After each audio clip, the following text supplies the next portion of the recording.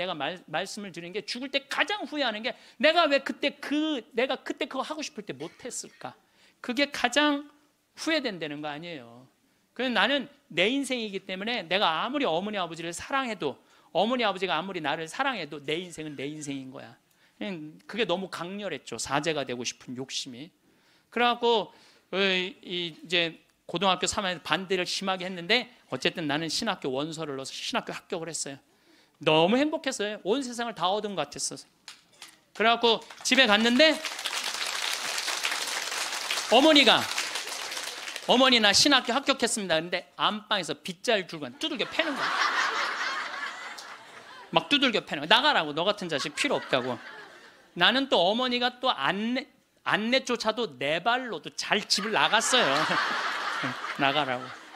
나가서 한 달 동안 떠돌아 살다가 신학교 들어가기 전에 한 달 동안 떠돌아 살다가 뭐 올해는 집 많으니까 가서 친구 네 집에도 가고 동생 네 집에 가서도 자고.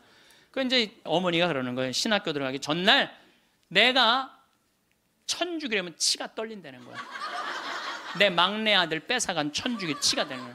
그래서 당신이 세례를 받으면 10손가락에 장을 지진다는 거야.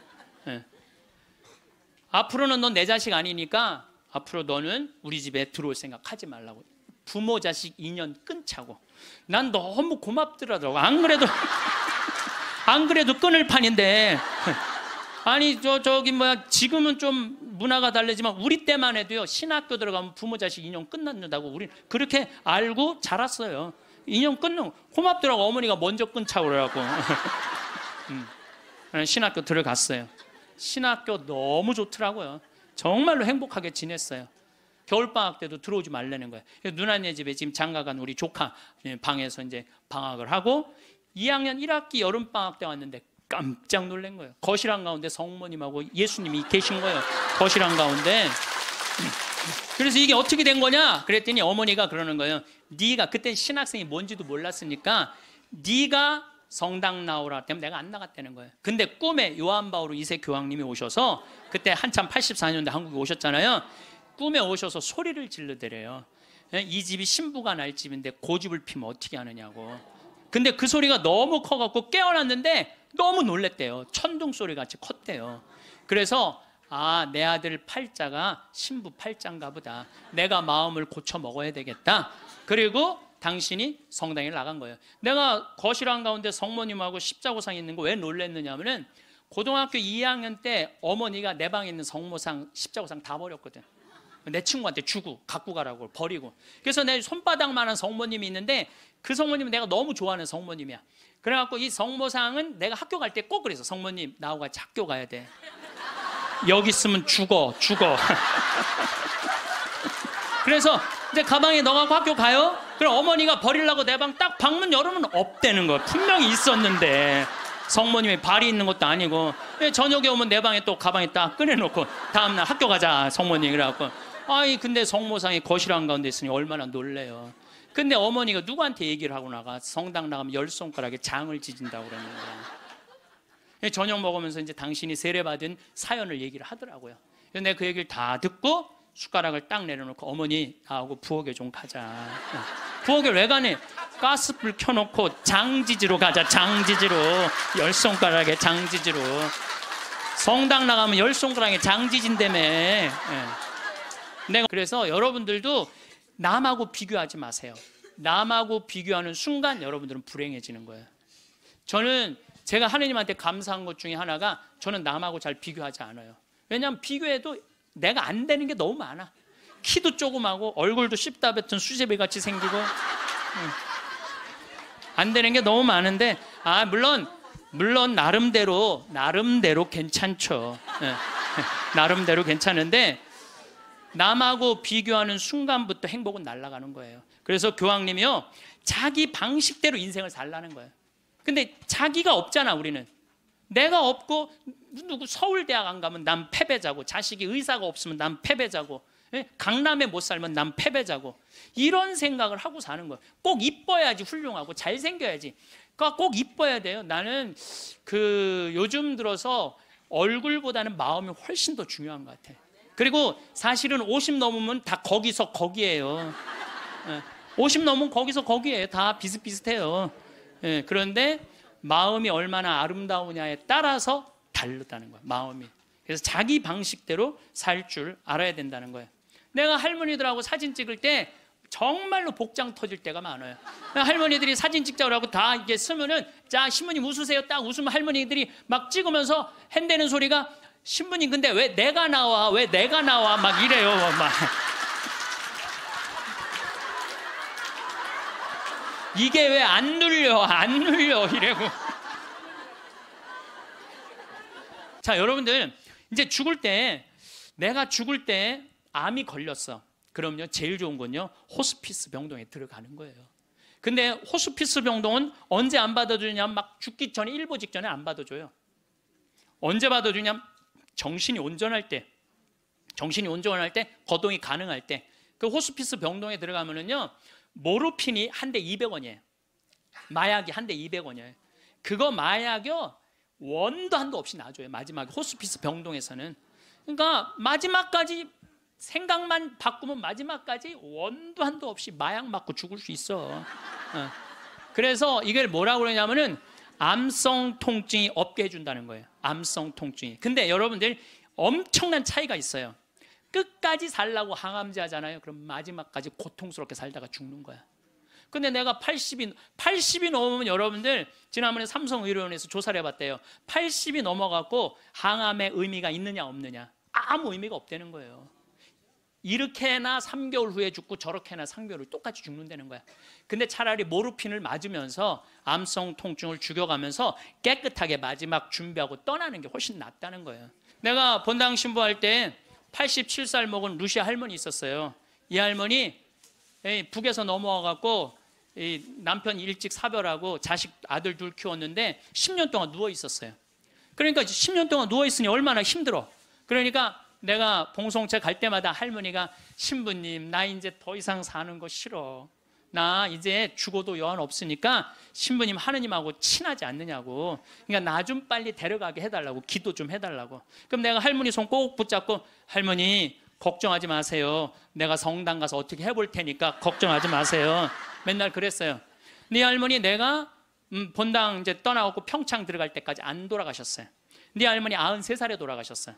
근데 그 아들하고 며느리가 마지막에 이제 나한테 와서 어머니 돌아가셨다고 인사 보고하러 왔는데, 그 며느리가 정말로 기가 막힌 얘기를 하더라고요. 신부님, 우리 어머니가 맨날 나 데려가게 해달라고, 나 빨리 죽고 싶다고 새빨간 거짓말이었다는 거예요. 왜 그러냐? 그러니까 93살에 혼수 상태가 돼갖고 이제 분당에 있는 재생병원에 입원을 시켰대요. 그러니까 이제 그 며느리가 성가대원을 했었는데 성가대원들이 위로를 온 거야. 그러니까 이제 기도를 해주면서 그 안젤라라는 자매가 그 며느리한테 그랬다는 거예요. 아, 이제 이번에는 돌아갔으면 좋겠다고. 이제 할머니 혼수 상태에 있는데 이번엔 돌아가셨으면 좋겠다. 그만 자매님 괴롭히고. 그리고 위로를 하고 갔대요. 근데 이 할머니가 혼수 상태에서 깨어나서 첫 마디가 뭔지 알아요? 안젤라 전현 만나지 말아라. 이게 첫 마디야. 이게 첫 마디.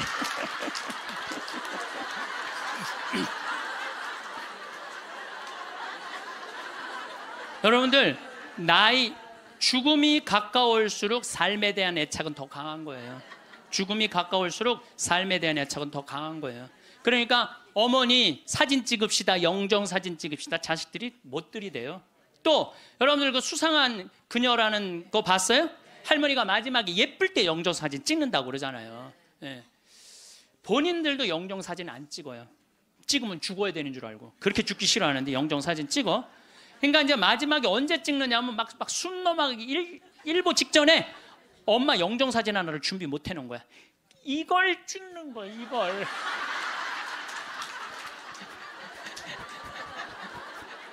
그래갖고 내가 조문을 가보잖아요.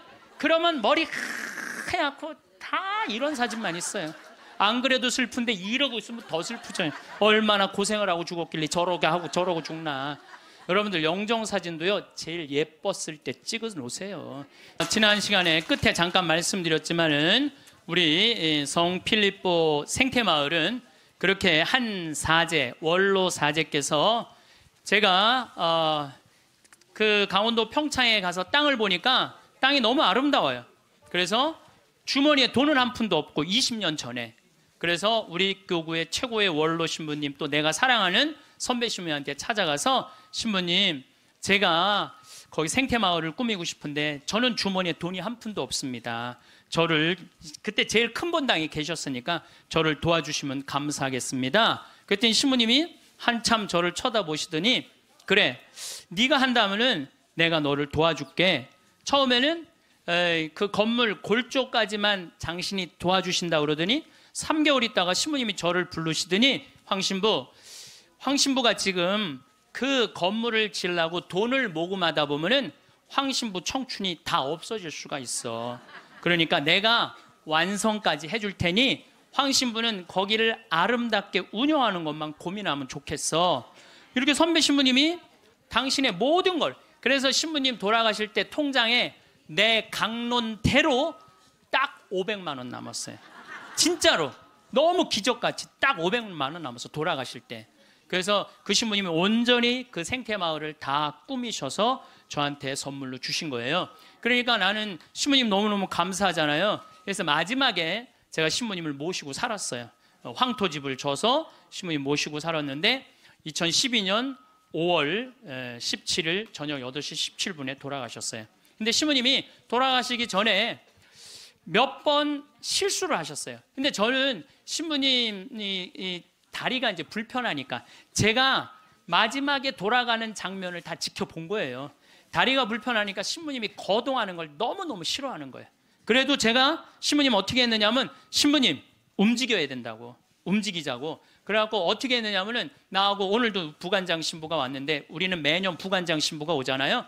나하고 부관장 신부가 양쪽에 신부님 팔을 껴. 그리고 거의 들다시피 해갖고 외식을 나가는 거예요. 들다시피. 그럼 신부님이 앉지도 못하면은 양쪽에서 팔을 끼고 들어서 앉혀요. 그러면은 반쯤 누워서 드시죠. 반쯤 누워서 드시는데도 계속 끝까지. 근데 신부님이 마지막에 87살이 되고 마지막 이가 다 다르니까 어떻게 해결을 해드릴 수가 없더라고요. 그러니까 이제 잇몸까지 이제 달아서 이제 없어지는 거죠. 그래, 당신이 몇 번 실수를 하셨어요. 실수를 하셨는데 87살이면 실수해도 그거 험은 아니죠. 근데 그걸 혼자 못 견디더라고요. 그걸 혼자 처리하려고 화장실에서 2시간, 3시간을 그걸 혼자 닦아내고 쓸어낸다고. 그래서 그걸 지켜보니까 안 되겠어. 신부님 병원에 모셔야 되겠다. 이제는 병원에 모실 때가 됐다. 그래갖고 이제 빈센트 병원에 신부님을 모셨죠. 근데 신부님을 모셨는데 나는 이번에 처음 알았어요. 신부님이 씹는 걸 까먹는 치매가 온 거야. 치매가 와도요, 밥을 떠넣어드려도 씹지를 않는 거야. 이게 뭐냐면 곡기 끊는 거예요. 그럼 곡기를 끊으면요, 여러분들 죽을 때 가장 편안하게 죽는 건 곡기 끊고 죽는 거예요. 곡기 끊고 죽는 거예요. 죽을 때 가장 편안하게 죽는 건 곡기를 끊으면요, 내가 이제 마지막 병자성사를 다녀보면은요, 곡기 끊은 할머니 할아버지들은요 신음소리도 안 내요. 신음소리도 안 내고 가만히 주무세요. 계속 주무시고, 여러분들 그렇게 갖고 죽을 때요, 마지막에는요, 여러분들 마지막에 죽을 때 황홀하게 죽는 사람들이 있대요. 황홀하게 죽는 사람이 있대요. 그게 신의 마지막 선물인 도파민이 나온대요. 내가 옛날에 강의할 때 그런 얘기 했어요. 사랑할 때 뭐가 나온다고? 도파민이 나온다고 그러니까 바람 많이 피는 사람들이 도파민 많이 나오는 사람들이 바람 많이 피는 거야. 몸에 60이 넘어도 바람 피는 사람들 있죠? 그런 사람들 조사를 해보면 몸에 도파민 막 나오는 거예요. 새로운 여자 찾아다니는 남자들 보면 도파민이 많은 거야. 그만큼 사람을 황홀하게 해준대요. 이게 신이 내린 마지막 선물이래. 그런데 마지막 곡기를 끊고 돌아가시는 분들은 마지막에 도파민이 나와서 죽을 때 굉장히 행복하게 죽을 수 있대요. 그러니까 얼마든지 죽을 때 괴롭게 죽는 것만 생각하실 필요는 없다는 거야. 곡기를 그냥 씹는 걸까? 그래서 이제 물리치료사가 와갖고 계속 씹는 법을 가르쳐 주더라고요. 그래서 우리 신부님 이제 도저히 안 되겠다고 씹는 걸 까먹는 치매가 와서 그 다음 조치를 취해야 되겠다는 거야. 그럼 그 다음 조치를 뭐냐니까 목에 구멍을 뚫는 거라는, 목에 구멍을. 영국 이코노미스트지에서, 발음이 잘 안 나오네. 이코노미스트지에서 죽음의 질을 조사했는데 우리나라가 꼴찌예요. 한국인이 가장 준비 없이 혼란스럽고 많은 고통을 받고 가장 많은 비용을 쓰면서 가장 불행하게 죽어간대요. 한국 사람들이. 이게 딱 맞는 얘기야. 제가 지금 장장 9시간에 걸쳐서 죽음에 대한 얘기를 하죠. 근데 왜 우리는 죽음의 준비가 없이 혼란스러우냐? 끝까지 안 죽으려고 그래요. 끝까지. 죽음 이후의 세계를 바라지 않기 때문에. 우리나라는 여러분들 터키 사람들은 천당 간다고 믿는 비율이 95%라고 제가 얘기했잖아요. 근데 우리나라 사람은 천당 간다고 믿는 비율이 49%밖에 안 되는 거예요. 그러니까 어떻게 해서든지 수단과 방법을 가리지 않고 끝까지 살려고 노력을 하는 거야. 그러니까 죽을 때 준비가 없는 거예요. 죽음을 받아들이지 않은 거야. 혼란스러운 거야. 혼란스러운 거야. 내가 천국에 갈지 지옥에 갈지 이게 확신이 없으니까 혼란스럽고 가장 많은 고통을 받아요. 끝까지 약을 투여하니까 고통을 겪는 거예요. 고통을 많이 받고 가장 많은 비용을 써. 이 서양 사람들, 영국 사람들 보면은요, 죽을 때가 되면은요, 받아들이는 요즘 그런 문화가 참. 그래서 참 안타까운 거는 미국의 대학은 죽음이라는 과목을 강의를 해요. 대학에서 아예 죽음이라는 것을. 여러분들 우리가 인생의 가장 큰 숙제 중에 하나가 뭘까요? 죽음이에요. 근데 거기에 대해서 우리는 아는 게 하나도 없어. 그냥 안 죽으려고만 그래. 아는 거 없이 안 죽으려고만. 죽음학이라는 게 있다니. 죽음학이라는 게. 그래서 나는 우리나라 적어도 대학 정도면 죽음학을 가르쳐야 된다고 생각을 해요. 죽음에 대해서. 제가 마지막에 괴롭게 죽는 분들을 너무 많이 봤거든. 병자성사 쫓아가서 보면은 막 피를 토하고 막 온몸을 떨고 죽는 사람들도 많아요. 그런데 정말로 곱게 죽는 할머니들, 내가 정말로 잊지 않는 할머니야. 보자, 비산동 보자니까 22년 전 보자 때인데 새벽에 막 사정환을 두들기는 거예요. 나가보니까 그냥 덩치가 이만한 고등학교 2학년 3학년 여학생인데, 신부님 우리 어머니 돌아가셔요 그런데 99살이래. 그래갖고 새벽에 쫓아갔죠. 쫓아갔는데 내가 가니까 할머니 참 곱더라고요. 그런데 내가 병자성사라는데 아들이 어머니 신부님 오셨어요. 그러니까 나하고 눈을 마주치더니 내가 병자성사 전례를 하는데 내 손 따뜻하더라고. 손이 내 손을 잡고 전례가 마지막 우리 주 그리스도를 통하여 비나이다 하는데 딱 돌아가시더라고요. 아주 그 할머니는 내 생각에는 그냥 직천당 간 거야. 자, 여러분들 이제 내가 죽을 때 암이 걸렸어. 그럼요, 제일 좋은 건요, 호스피스 병동에 들어가는 거예요. 근데 호스피스 병동은 언제 안 받아주냐면 막 죽기 전에 일보 직전에 안 받아줘요. 언제 받아주냐면 정신이 온전할 때, 거동이 가능할 때. 그 호스피스 병동에 들어가면은요, 모르핀이 한 대 200원이에요. 마약이 한 대 200원이에요. 그거 마약이요, 원도 한도 없이 놔줘요. 마지막에 호스피스 병동에서는. 그러니까 마지막까지 생각만 바꾸면 마지막까지 원도 한도 없이 마약 맞고 죽을 수 있어. 그래서 이걸 뭐라고 그러냐면은 암성 통증이 없게 해준다는 거예요. 암성 통증이. 근데 여러분들 엄청난 차이가 있어요. 끝까지 살라고 항암제 하잖아요. 그럼 마지막까지 고통스럽게 살다가 죽는 거야. 근데 내가 80이 넘으면, 여러분들 지난번에 삼성의료원에서 조사를 해봤대요. 80이 넘어갖고 항암의 의미가 있느냐 없느냐, 아무 의미가 없다는 거예요. 이렇게나 3개월 후에 죽고 저렇게나 3개월 후에 똑같이 죽는다는 거야. 근데 차라리 모르핀을 맞으면서 암성 통증을 죽여가면서 깨끗하게 마지막 준비하고 떠나는 게 훨씬 낫다는 거예요. 근데 우리는 안 죽으려고 그래서 문제인 거예요. 안 죽으려고 끝까지 희망의 끈을 놓지 않는 거지. 자식들이 그게 효도라고 생각하는데 절대 효도가 아니에요. 마지막까지 부모를 괴롭히는 거예요. 그래서 여러분들도 때가 되면은 그냥 호스피스 병동에 들어가서 마약 원도 한도 없이 맞고 죽으셔요. 죽을 때. 어쨌든 이제 신부님이 87세인데 곡기를 끊고 목에 구멍을 뚫고 참 힘든 시간을 보냈어요. 2월 2일 날 입원했으니까 5월 17일 날 돌아가셨거든요. 그런데 여러분들 3개월 고생하고 죽는 거는요, 가장 행복하게 죽는 거예요. 죽을 때 3개월 정도 고생을 하면은요, 내가 자식 아니야, 우리 신부님한테. 자식인 내가 마저 못한 효도하고 찾아볼 거 찾아보고 주위에 만날 사람 다 만나고 3개월 지나면서부터 지겨워요. 그러니까 3개월만 고생하고 죽는 게 제일 좋은 거예요. 진짜 좋은 건 지쳐서 죽는 거고, 그냥. 그래도 떠나는 게 너무 갑작스럽게 떠나면 자식들이 섭섭하잖아요. 그러니까 3개월 정도 고생하다 죽는다. 근데 우리 신부님은 정확하게 3개월 보름 병원에서 고생을 하셨죠. 이제 월요일 날에 이제 돌아가실 것 같아갖고 이제 뭐 주교님 두 분 다 오시고 마지막에 이제 인사해야 되니까 교구청 신부들 다 오고 또 아들 신부들 2년 있던 신부들 다 오고 또 신부님 평생 따르고 존경했던 교우들 다 오고 그러고 다 왔는데 이제 돌아가실 것 같아갖고 병원에서도 이제 곧 돌아가실 거라고 그러는데 다 오고 다 갔는데 밤 12시가 됐는데도 안 돌아가시는 거야. 다 준비하고 이제 떠나보낼 준비 다 했는데 새벽 2시가 돼도 안 돌아가시는 거예요. 나는 당장 내일부터 또 피정 강의해야 되는데 그래서 내가 신부님한테 그랬어요. 이제 이렇게 계속 잠만 주무시니까 신부님 내가 옆에 지키고 있으면 좋겠는데 아무래도 신부님 안 돌아가실 것 같으니까 나 피정 강의하고 또 올 테니까 그때까지 살아 있으라고.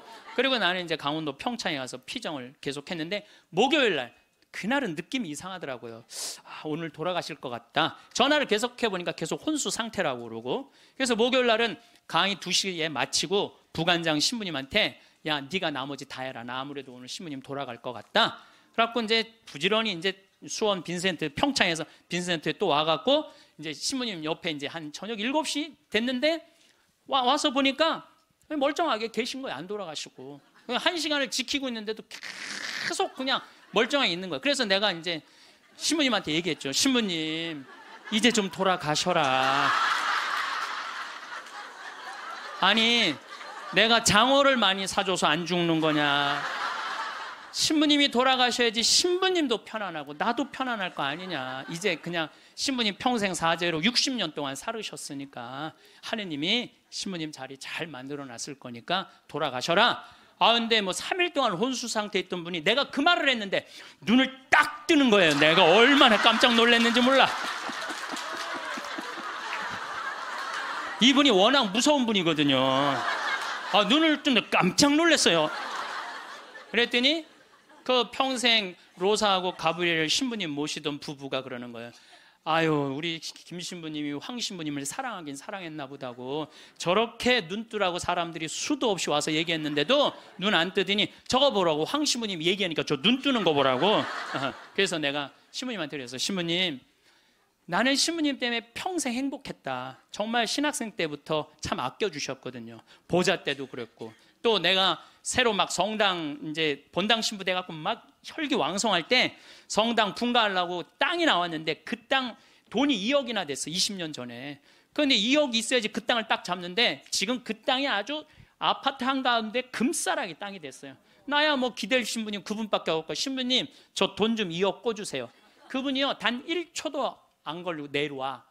이마만큼 아끼고 사랑해 주셔서 나한테 얼마나 고마운 분이에요. 평생. 그래서 내가 신부님한테 신부님 내 평생 내 바람막이고 내 의지가 됐는데 너무너무 고맙다고. 그리고 신부님 오늘 내가 다 오라고 그랬거든. 신부님 친한 그 사랑했던 분들 교우들 다 저 눈 좀 마주치라고 다. 그랬더니 내가 시키는 대로 눈을 다 마주치더라고요.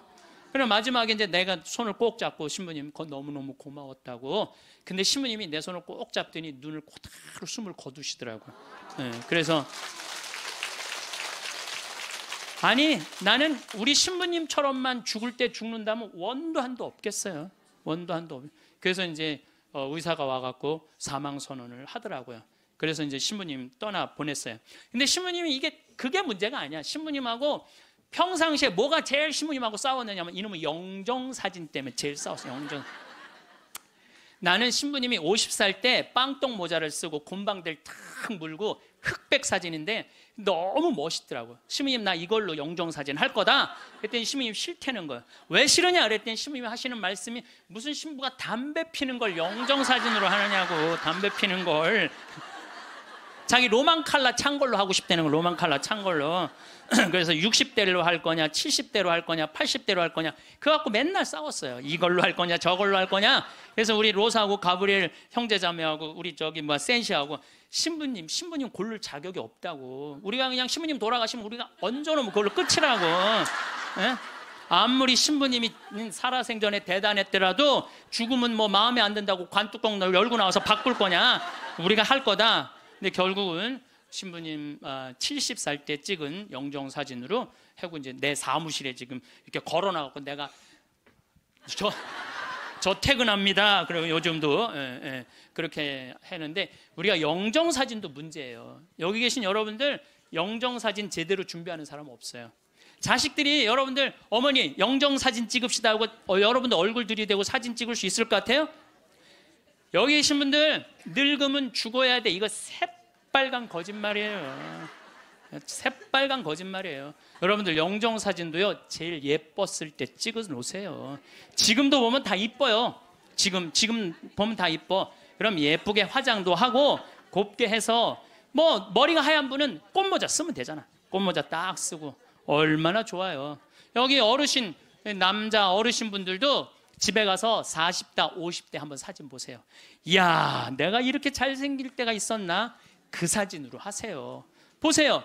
그 저기 수상한 그녀에서 그 나문희 씨가 이런 말을 해요. 내가 그래도 이쁜 얼굴로 할 때 자식들이 제사할 때 봐도 이쁜 얼굴로 보면 기분 좋다는 거죠. 근데 제사할 때 몇 년 할 건데 그냥 이런 걸로 제사를 할 때 그렇게 해요. 나는 장례미사 때 성가도 마음에 안 들어. 성가도 너무 슬퍼. 뭐 죽는 게 뭐 이렇게 슬프다고. 여러분들 우리 지금 새로운 보좌 신부님이 기가 막힌 강론을 며칠 전에 하셨어요. 여러분들 믿음으로 저산도 온 길이 그거 알죠? 근데 나는 그게 이해가 안 가. 어떻게 아무리 믿음이 강해도 산을 옮길 수 있느냐. 여러분들 그거 받아들여져요? 나는 이게 뻥치는 것 같아. 아무래도 예수님이. 근데 부관장 신부님이 뭐라고 그랬냐면은 성모님은 믿음으로 온 우주의 주인을 이 세상에 옮겨놨다는 거예요. 온 우주의 주인을 이 세상에 옮겨놨다. 그게 성모님의 믿음이 아니면 그게 가능했겠냐 이거예요. 그 시간이 가면 갈수록 성모님이 너무너무 좋은 거야.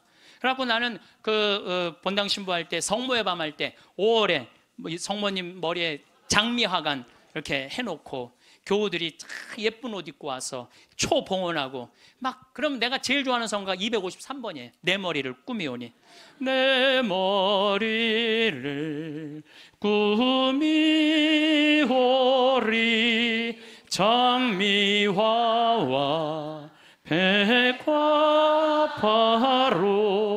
유향연기 피우오리 마리아여 내 주 위에. 얼마나 좋아요. 그래서 나는 이 성가는 내 장례 때 봉헌 성가야. 내 봉헌 성가 성모님한테 봉헌하고. 우리가요 이 죽을 때도 좀 멋있게 죽자 이거야. 멋있게. 그래서 죽음을 피하지만 말고 죽음을 준비해 놓고 죽잖아요. 그리고 장례 때 장례 예물 하나 준비해 놓지 않고 죽지 말라는 거예요. 예? 신부님한테 찾아가고 미리 죽을 때 한 1년 전에 알잖아요. 내가 견딜 거다 못 견딜 거다. 끝까지 살지 않을 거 아니에요. 그럼 100만 원이든 200만 원이든 예물 갖다 주면서 신부님 나는 내 저기 장례 때 꽃 예쁜 걸로 해달라고 그러고 성가대 이 성가 해달라고 번호도 좀 갖다 주고 예물도 좀 드리고 좀 그리고 좀 멋있게 죽으세요. 그게 죽음을 준비하는 거야. 내가 12년 전에 그 김마리아 할머니라고 있었어요. 폐암으로 86세에 돌아가셨는데 병자성사를 청하더라고요. 가보니까 할머니가 그러는 거예요. 신부님 머리맡에 저 봉투 좀 꺼내보라는 거예요. 꺼내보니까 4천만 원이 들어있어요. 할머니 이게 뭐냐고 그러니까 신부님 내가 평생을 살면서 40의 과부가 되었고 자식을 6을 키웠대요. 그야말로 뼈가 빠지게 살았대. 뼈가 빠지게. 근데 신부님이 본당 신부님으로 딱 오시더니 누가 고생만 하다 죽으라고 그랬느냐고. 예수님이 그런 적 한 번도 없다고. 예수님은 맨날 먹고 마시고 노는 게 일이었다고. 성서에 그 말이 나와요. 저 사람은 맨날 먹고 마시고 논다. 이게 성서에 나온다니까요. 아시죠? 네, 그게 일이었던 분이야. 근데 우리는 왜 뼈가 빠지게 고생만 해야 돼? 우리도 예수님 닮으려면 먹고 마시고 놀아야지. 그래갖고 내가 성당 본당 신부할 때 할머니 할아버지들한테 그랬어요. 할머니 할아버지들 우리 제주도 여행 가자. 자기 돈으로 돼갖고 여행을 안 가면 누가 돼서 가야 돼? 자식들이 돼야 되잖아요. 근데 누가 늙은 엄마 데리고 제주도 여행을 가요? 신혼여행이나 가지. 그래갖고 돈 걱정하지 말아라. 여기 헌금봉투에 돈 많다. 이걸 가지고 가자. 그래갖고 성당 예산으로 할머니 할아버지 200명 데리고 제주도를 4박 5일 갔었어요. 그런데 딱 비행기를 탔는데 그 기장님이 딱 능평성당 노인대학, 대건 노인대학 할머니 할아버지들 환영합니다. 즐거운 여행 되십시오. 할머니들이 깜짝 놀라는 이게 뭔 소린가. 평생 그런 대우를 받아봐요. 비행기 기장님이 여행 잘하시라고 그러니. 그리고 이제 마라도를 가는데 그날따라 날치가 날아가는데 막 30m씩 날치가 날아가는데 막 기가 막힌 거예요. 그러니 이 할머니들이 신부님이 손잡고 회 먹으러 가지, 배 타러 가지, 얼마나 신나요. 그러면서 그 할머니, 마리아 할머니가 그래요. 내 평생 신부님하고 산 3년처럼 행복했던 적은 없다는 거예요. 신부님이 청와대도 데리고 가고, 청와대도 여러분들, 청와대도 신청만 하면 다 들어갈 수 있어요. 청와대도 신청만 하면 다 들어가. 그 다음에 강원도 생태마을은 내가 그 주인이니까 맨날 3박 4일씩 할머니들 데려와서 놀고 래프팅 태워주고. 그러니까 자기는 그 3년 동안 사는 게 인생에 그렇게 행복했을 적이 없었다는 거야. 정말 성당 가는 게 소풍 가는 기분이었대, 매일매일. 근데 신부님 말대로 내가 할머니가 돈이 많았는데 쓸 줄을 몰랐던 거야. 돈이 많았는데 이 2천만 원은 어려운 이웃한테 도와주면 좋겠다. 그래서 내가 그 영월에 도와주는 저기 보육시설이 있어요. 거기 갖다 주고, 신부님이 1,000만 원은 신부님 미사 드릴 때 성작은 꼭 내가 봉헌한 걸로 하고 싶다는 거야. 새로 성당이 신설 성당이니까 참 할머니가 똑똑하기도 해요. 그래갖고 이제 그걸 이제 해갖고 이제 성작하고 성합하고 해서 아주 좋은 걸로 했죠. 이 1,000만 원은 뭐냐니까 신부님이 이거는 자기 미사 예물이라는, 나 죽으면은 나를 위해서 미사 드려달라는 거야. 내가 그 할머니 1년에 300번 거의 미사 드려줬어요. 거의 한 5년 동안에 매일 그렇게 드려줬고, 요즘도 1년에 30번 해요. 여러분들 자식이 여러분들 1년에 여러분들 위해서 30번 위령 미사 낼 것 같아요? 그러니까 나한테 갖고 오라고.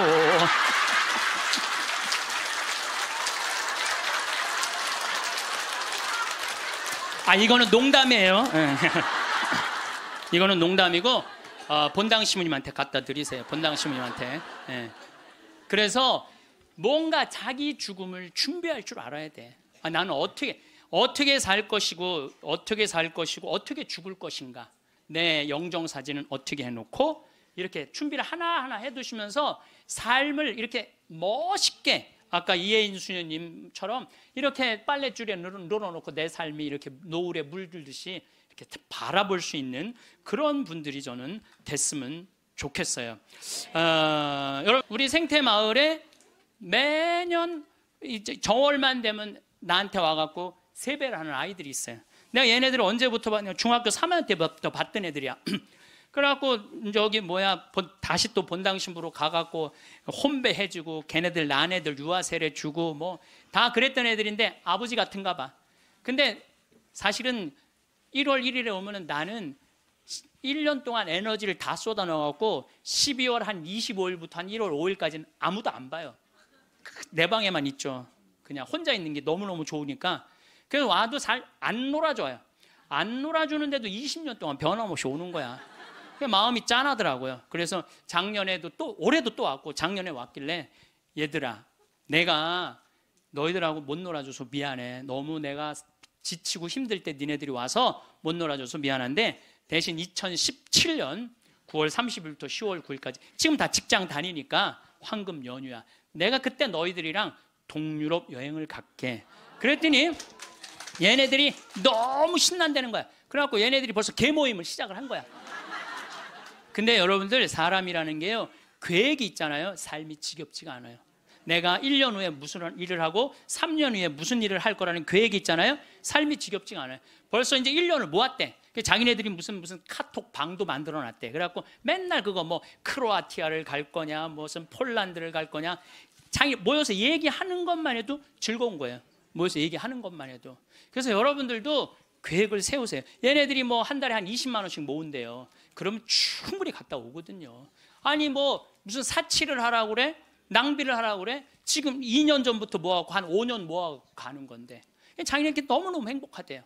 그래갖고 거기 벌써 20명이나 모였대. 한 10명 데리고 가려고 그랬더니 우리 직원들도 자기네들도 간다는 거야. 저는 여러분들, 제가 요즘 아프리카 봉사를 참 많이 하잖아요. 난 우리 직원들한테 이번 연말에 직원들 회의를 하는데 직원들한테 너무너무 고마운 게 얘네들 분유를 대주는 그 기관에서 작년 말로 분유를 끊었대요. 수녀님이 걱정을 하더라고. 그래서 내가 우리 직원들한테 넌지시 얘기했어요. 야, 거기 분유 우리 잠비아 우리 생태마을 직원들이 모아서 보내주면 안 될까? 그랬더니 직원들이 막 회의를 하더니 30명 직원들이 하겠다고. 보니까 1년 내내 분유를 대줄 수 있겠더라. 우리 직원들이 이렇게 내는 걸 보니까. 우리 또 보좌 신부님은 11조를 또 한대요. 신부된 지 1년밖에 안 된 신부인데 자기는 꼭 11조를 하나님한테 봉헌한대요. 전 신부는 안 그래도 되는데 굳이. 그럼 보좌 신부가 이제 한 달에 이제 10만 원씩 내놓을 것 같아 보니까. 그러니까 이 합치면은 걔네들 분유 충분하게 먹을 수 있을 것 같아. 그래서 여러분들도 아프리카 가는 거를 멀게 생각하지 마세요. 아프리카 여러분들 얼마면 가느냐? 비행기가 한 230만 원이야. 그리고 여러분들 한 달에 30만 원이면 여러분들 먹는 거 충분히 떨어져요. 30만 원만. 그럼 230만 원에 30만 원이면 360만 원 아니에요. 그렇죠? 600만 원. 그리고 400만 원은 거기다 주고 1000만 원만 있어도 아프리카 1년 갔다 올 수 있어요. 거기 가면 여러분들 할 일 너무너무 많아요. 지금 옥수수가 막 자란대. 풀도 뽑고 또 애들도 씻겨주고 병원 청소도 해주고 또 내가 이제 이번 여름에 대학생 40명을 데리고 아프리카에 갈 거예요. 여러분들 자녀들 또 이 방송을 보는 분들 중에서 원한다면 아프리카 우리 생태마을로 자원해 주세요. 그리고 이번에는 가갖고 우리 문화교류도 할 거야.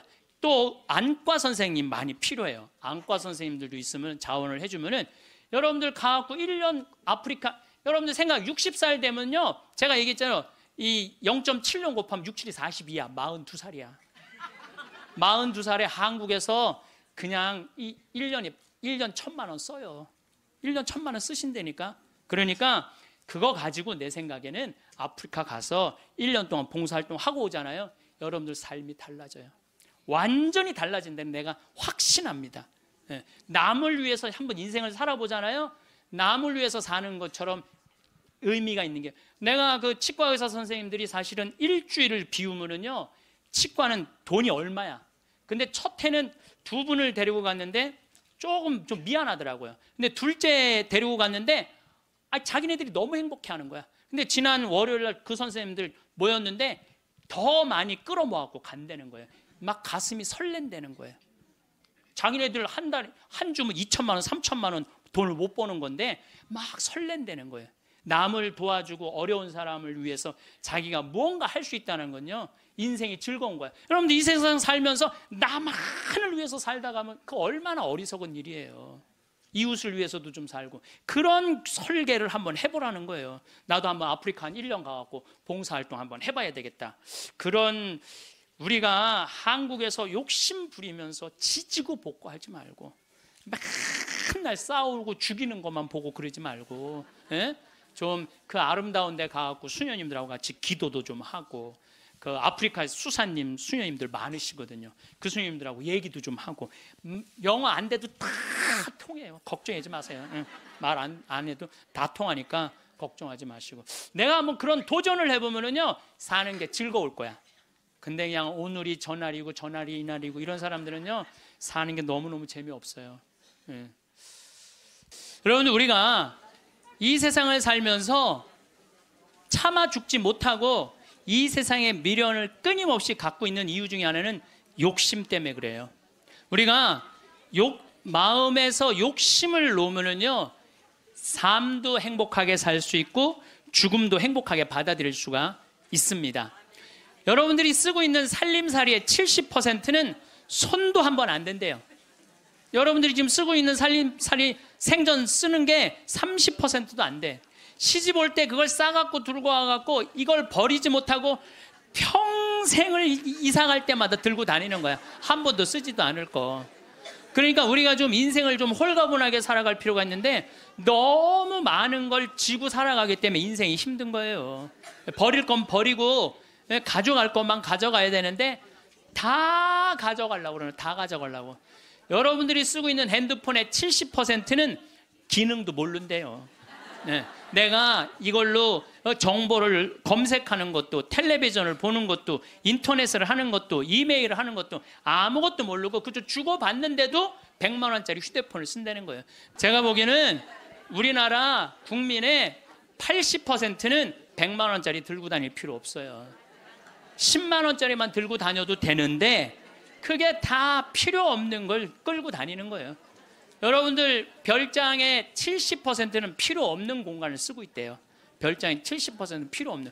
그러니까 우리가 그 필요 없는 것만 걷어내도 인생살이 홀가분한 거예요. 인생살이. 제가 끊임없이 제가 말씀드리지만은 여러분들 자녀들이 태어나갖고 계속 학원 보내고 이 학원 저 학원 보내는 게 애들을 사랑해서 보내는 게 아니에요. 욕심 채우기 급급한 거예요. 욕심 채우려고 애들을 불행하게 만드는 거예요. 애들은요 끌고 다니는 게 사랑이 아니에요.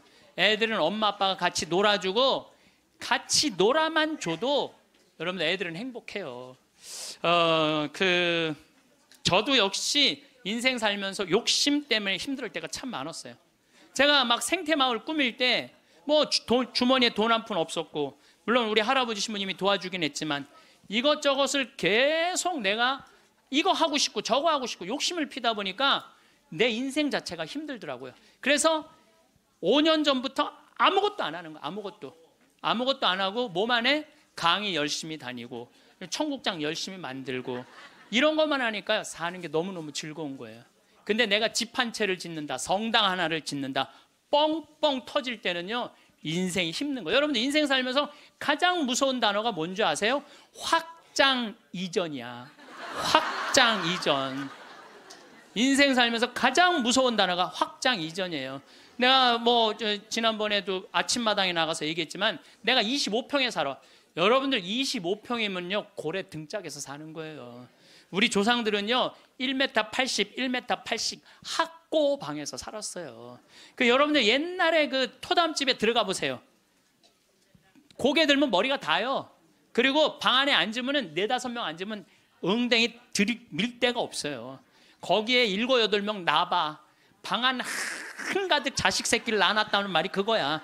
고만한 방에서 사는 거야. 그런데 지금은 25평이면요 10m, 10m도 넘는 방에서 사는 거예요. 얼마나 넓은 데서 살아. 근데 50평짜리 아파트 산 친구가 집들이 한다고 가보니까 우리 집 25평이 그 집 화장실에 들어가게 생긴 거야. 이 친구가 자랑을 해내. 5억 주고 샀는데 8억으로 뛰었다고. 이 사람은 3억에 25평에서 25평도 거기도 충분한데 확장 이전에 욕심이 드는 거야.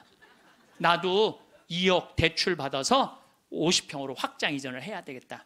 그래갖고 대출을 받아갖고 확장 이전을 했어. 근데 했는데 하는 날부터 행복할 줄 알았더니 그날부터 너무 인생이 힘들어. 왜냐하면 25평에서는 25인치가 볼만했는데 50평에 25인치를 갖다 놓으니까 테레비가 요만하네. 테레비 어떻게 해야 돼? 확장 이전해야 돼요. 테레비 확장 이전해야 돼. 냉장고 25평에서는 투도어 그냥 괜찮았어. 근데 50평에 갖다 놓으니까 쓰레기통 같아.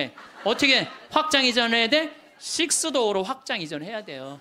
그런데 도대체 25평에 살 때는 이 아반떼 타고 다녔을 때 하나도 안 창피했어.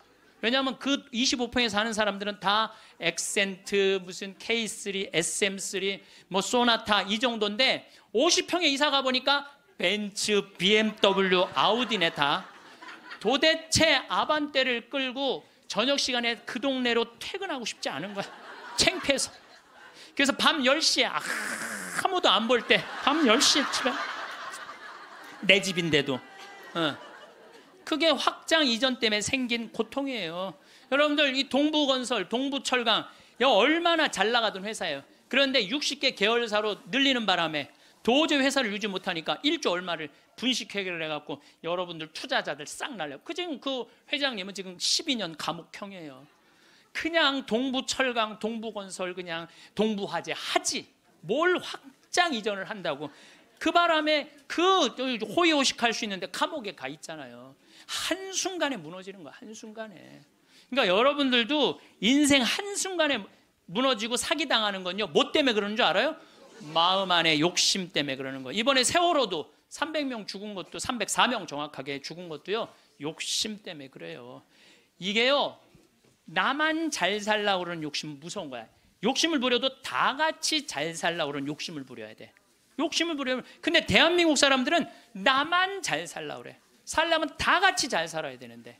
그래서 여러분들도 제발 다 같이 잘 사는 욕심을 좀 부렸으면 좋겠어요. 그 세월호의 선장이요, 여러분들 6,000톤급, 내가 그 조사를 해봤어. 6,000톤급 배 선장은요 보통 월급이 1,500만 원이에요. 근데 이 세월호의 선장은 270만 원 줬어요. 그러니까 1,200만 원 떼어먹은 거예요. 1,200만 원. 자기 주머니로 들어간 거죠. 자기 주머니로. 그 다음에 이 선원 15명 가운데 9명이 계약직이었어. 계약직이니까 자기만 살아서 나온 거예요. 저기 학생들이야 죽거나 말거나. 이게 500명이 넘는 생명을 다루는데 계약직으로. 그리고 1등항에서 2등항에서 뭐 월급이요 180만 원, 170만 원, 200만 원이었어요. 다른 저기 막 외국 회사에 보면 600만 원, 800만 원, 900만 원인데. 그러니까 다 떼먹어. 그러니까 누구만 잘 살라고 그랬던가? 나만 잘 살, 나만 잘 살. 다 같이 잘 살라고 그러는 욕심을 부려야 되는데 자기만 잘 살라고 그러는. 여러분들도 인생 살아가면서요 언제 괴로우냐면은 이놈의 확장 이전하려고 그럴 때 괴롭다니까. 내가 100명 들어오는 식당을 운영하고 있어. 근데 뭐 50명이 더 와. 150명이 와. 바글바글해. 자리가 없어. 자리가 없어. 그러니까 야, 내가 150명 들어오는 가게로 확장 이전을 하면은 저 50명까지 받을 텐데 악마가 속삭여요. 그럼 150명 들어가는 걸로만 하면 참 좋은데 확장 이전을 할 때는요 300명 들어오는 걸로 해요. 사람이 다 그래. 이상하게 300명 들어오는 걸로 해. 그 돈 벌고 싶은 욕심에서 그런 거예요. 그게 아주 미세한 차이인데요, 그 욕심을 부리지 않는 사람은 인생을 실패하지 않고 그 욕심을 끊임없이 부리는 사람은 끊임없이 망하는 거예요. 그래갖고 300명 들어오는 걸로 했는데 150명이 들어오긴 들어와. 근데 나머지 150명이 안 들어와. 이건 원래 없던 사람인데 욕심이야. 그러니까 안 되니까 주방에다가 주방장 안 되겠다. 그 사골 국물에 우유 풀어라. 우유.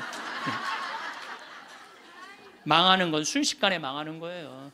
근데 여러분들 욕심 중에 진짜 무서운 욕심은요 자식 욕심이에요.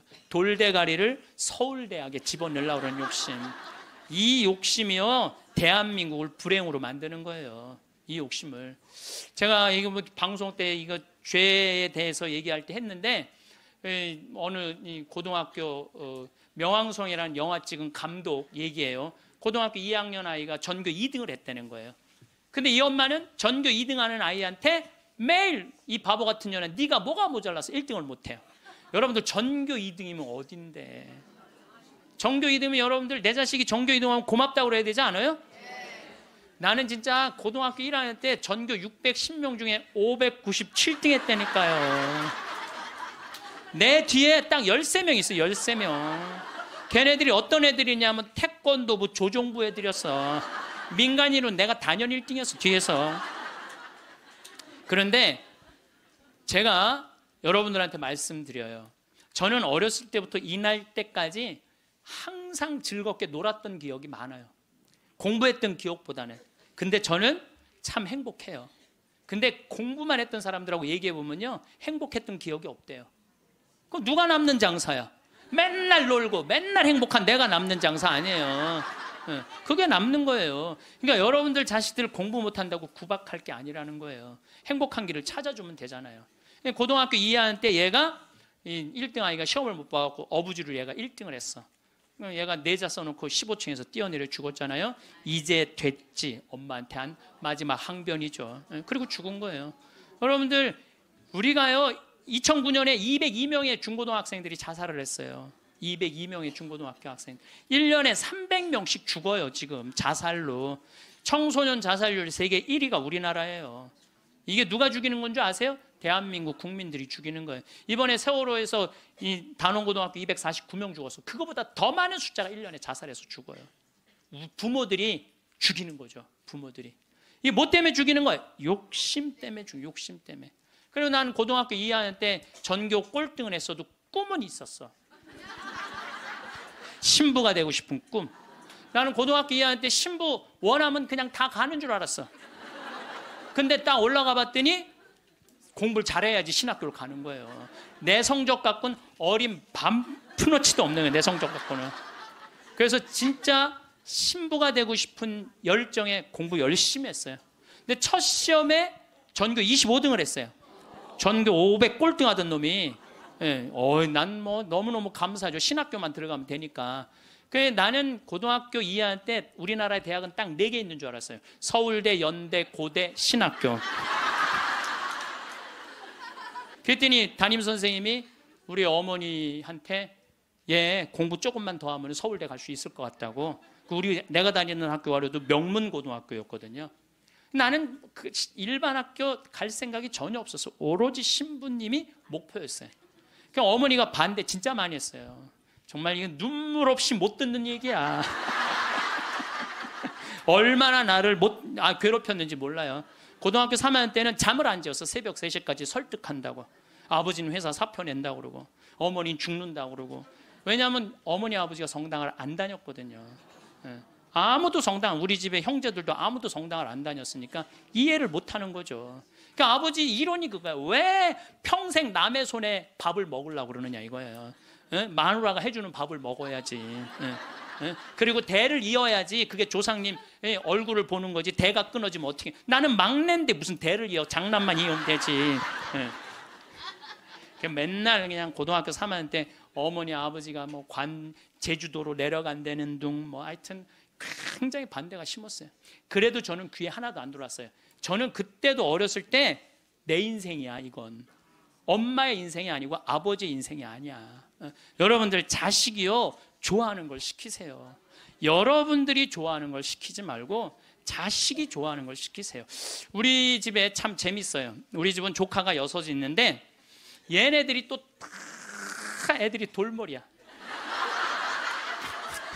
그래서 서울에 학교 다니는 애 단 한 명도 없어요. 6명이 다 그렇게 지방대학을 저지하겠다고 저지방 우유를 그렇게 먹였는데도 다 저지방대학 더 저지방대학. 근데요 얘네들이요 착해요. 정말 착해. 애들이 어느 정도로 착하냐면은 집안 모임에 빠지는 애들이 없어요. 나와라 그러면 다 와. 애들이 다 오고 참 자기 자식 잘하면 팔불출이라고 그러지만 하여튼 우리 애들이 다 돌머리예요. 그건 확실해. 근데 얘네들이요 이번에 얼마나 대단한 일을 했느냐 하면은 이제 첫째 이제 제일 누나 아들이 이제 둘째 큰형 딸이 있고 그런데 둘째 형 큰형 딸아이가 뭐 대학을 나와갖고 개 옷 만드는 걸 좋아해. 개 옷. 그래서 취직을 안 하고 개 옷만 만드는 거야. 개 옷만. 근데 작년에 그 첫째 누나 아들이 나한테 그러는 거예요. 삼촌, 제가 심장이 굉장히 튼튼한 애라는 거예요. 무슨 심장? 개를 저렇게 좋아하고 옷을 저렇게 잘 만들고 콘테스트에도 막 대고 그런데 쟤한테 날개를 달아줬으면 좋겠다는 거예요. 무슨 날개를 달아주면 좋으냐? 그랬더니 이 친구가 하는 얘기가 삼촌 수원 이 지역에 보니까 개 카페가 하나도 없대. 그래서 쟤한테 개 카페를 차려주면은 카페도 잘 운영하고 옷도 잘 만들어서 참 행복하게 살 것 같다는 거예요. 그래갖고 자기네들끼리 이제 6 애들이 모여갖고 회의를 계속 하는 거야. 어떻게 하면은 개카페를 어느 가게도 자기네들끼리 보러 다니고 여러분 이게 보통 쉬운 일이 아니거든요. 근데 자기네들끼리 다 하는 거야. 그러더니 삼촌, 근데 내가 또 선경 지면이 있잖아요. 우리 조카 애들이 머리가 돌머리니까 우리 형제들한테 무슨 얘기냐면 쟤네들 변변하게 취직 못할 것 같으니까 우리 쟤네들을 위해서 개 모임을 해두자. 그래갖고 개 모임을 계속 해갖고 돈을 많이 모아놨어요. 걔네들을 위한 돈을 모아놨어. 그래갖고 이제 돈을 모아놨는데 지원을 해달라는 거예요. 통장은 내가 갖고 있으니까 니네들 계획서 갖고 와봐. 계획서를 갖고 왔는데 기가 막히게 해왔더라고. 그래서 좋아. 그러면은 내가 지원을 해줄게. 그래갖고 이제 그 형제 황씨 사랑의 통장이야 이름이. 예. 그때 황씨 사랑의 통장 거기서 애들을 2억에 내야 되는 걸 자기네들 손으로 다 치라고 해갖고 1억에 가게를 낸 거야. 예. 가게를 냈는데 요즘 얼마나 가게가 잘 됐냐면 손님이 너무 많이 와갖고 티켓을 준대. 몇 시에 오라고 이렇게. 여러분들 저는 우리 애들을 보면서요 내가 걔네들이 서로 친하고 그래. 야 얘네들아 니네들이 왜 서로 그 막내집 딸은 그러니까 둘째 형님 딸은 커피 바리스타 배워갖고 커피 내리고 그 오빠는 기획하고 커피 기계 사주고 그리고 큰형 딸은 거 운영하고 이게 쉬운 일이 아니잖아요. 그래서 내가 불러갖고 걔네들한테 한마디 했어요. 야, 니네들 중에 서울대학 다니는 애 한 명만 있으면 니네들 절대 이렇게 안 돼. 니네들이 다 저지방 다니기 때문에 이렇게 친한 거야. 그래서 니네들 저지방 다니는 게 다 축복이야. 축복. 축복이야. 그래서 공부 못한다고 불행하다, 공부 못한다고 행복하지 않다, 그 생각을 버리라. 얘네들 만나면은요 너무너무 즐거운 거야. 나는 정말 내 조카들이지만은 참 존경스럽고 사랑스럽더라고요. 그래서 여러분들도 내 애를 꼭 공부로 비교하지 말라는 거예요. 애들이 성격 좋고 성실하면 되잖아요. 그러면 어디든 가서 해내거든요. 근데 그냥 공부만 하는 애들은요, 이게 교우 관계도 좋지 않고 사랑 관계도 좋지 않으면 힘들거든요. 며칠 전에도 갔더니 손님들이 꽉 차 있더라고요. 내가 이렇게 가서 보니까 가끔 시차를 나가야죠, 내가. 참 기특하더라고요. 그래서 이 세상이 막 험난하다고 그러지만은 그렇게 형제들끼리 어울려갖고 그렇게 하면은요 세상 살아가는 게 험난하지가 않다니까요. 근데 우리는 너무 개인적이고 너무 이기적이야. 서로 협동할 줄을 모르는 거야. 그러니까 이 세상 이렇게 잘 먹고 잘 사는데도, 제가 늘 말씀드리잖아요. 대한민국의 5,000년 역사상 이렇게 잘 먹고 잘 산 적은 없어요. 5,000년 역사상. 그런데 왜 국민들은 행복하지 않다고 그래? 이게 나누지 못해서 그래. 나누지 못해서. 너무 이기적이라 그래. 너무 이기적이고 사랑을 할 줄 몰라서 그래. 지금 우리 이 대한민국 사회가 가장 필요한 게 뭐냐면 사랑이에요. 예수님이 말한 사랑을 살지 않기 때문에 우리가 각박한 거예요. 여러분들, 우리가 제가 요즘 그런 공부를 이제 강의 준비를 하면서 조사를 해보니까요, 우리보다 훨씬 가정적인 나라들이 훨씬 많아요. 우리보다 가정적인 나라가 훨씬 많아요. 그래서 여러분들, 이제 우리가 생각을 좀 바꾸고 삶을 좀 바꿔야지 이 세상도 행복하고 죽을 때도 행복하게 죽을 것 같아. 자, 마지막으로 우리 교황님께서 행복 10계명을 작년에도 내놓고 올해도 내놓으셨는데, 내가 이게 내용이 너무너무 편안하고 좋아서 여러분들한테 소개를 해드립니다. 우리 교황님이 뭐라고 그러냐면, 자신의 방식대로 인생을 살되 타인의 인생을 존중하라. 이게 참 좋은 것 같아요. 우리는요, 남 잘 되는 꼴을 못 봐요. 남 잘 되는 꼴을 일단 깎아내리는 거야. 내가 하면 로맨스, 남이 하면 스캔들이야. 근데 남이야 어떻게 살든 내 멋에 살 줄 알아야 돼요. 남이 어떻게 근데 우리는 자기 멋이 없는 거야. 자기 개성이 없는 거야. 아니, 우리 마리아, 그 아이가 8월 15일 날 태어나고 본명이 마리아인데, 마리아 그 개카페를 이렇게 하는 거 보면 자기의 삶이 있어. 자기의 영역이 있어. 뭐 저 지방대학 나와도 자기의 삶이 있고 자기 멋에 살아가는데 계획도 있더라고요. 나중에 삼촌 아프리카 잠비아 하는데 자기가 크게 쏠 거라는 거예요. 그 계획도 갖고 있더라고요. 그래서 여러분들도 남하고 비교하지 마세요. 남하고 비교하는 순간 여러분들은 불행해지는 거예요. 제가 하느님한테 감사한 것 중에 하나가, 저는 남하고 잘 비교하지 않아요. 왜냐하면 비교해도 내가 안 되는 게 너무 많아. 키도 조그마고 얼굴도 씹다 뱉은 수제비 같이 생기고 안 되는 게 너무 많은데, 물론 나름대로 괜찮죠. 나름대로 괜찮은데 남하고 비교하는 순간부터 행복은 날아가는 거예요. 그래서 교황님이요, 자기 방식대로 인생을 살라는 거예요. 근데 자기가 없잖아. 우리는 내가 없고, 누구 서울대학 안 가면 난 패배자고, 자식이 의사가 없으면 난 패배자고, 강남에 못 살면 난 패배자고, 이런 생각을 하고 사는 거예요. 꼭 이뻐야지 훌륭하고 잘생겨야지. 그러니까 꼭 이뻐야 돼요. 나는 요즘 들어서 얼굴보다는 마음이 훨씬 더 중요한 것 같아. 그리고 사실은 50 넘으면 다 거기서 거기예요. 50 넘으면 거기서 거기예요. 다 비슷비슷해요. 그런데 마음이 얼마나 아름다우냐에 따라서 다르다는 거예요. 마음이.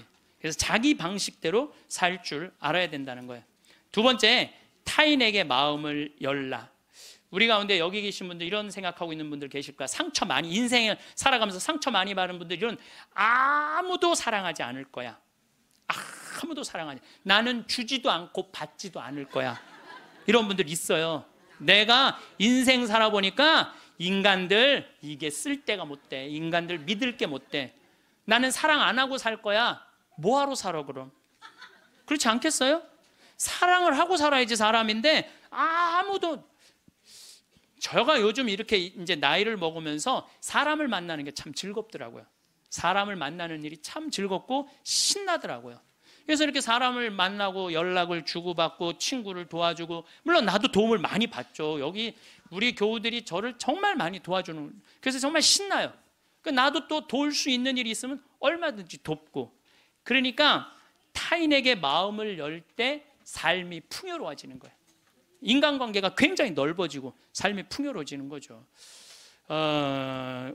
다른 사람들에게 마음 열고 친절하게 대해야 된다는 거예요. 아까 제가 이 명동에서 이제 밥 먹고 들어오면서 문을 열어줬는데 한 20명 정도가 내가 문 열어주니까 계속 그냥 들어오더라고요.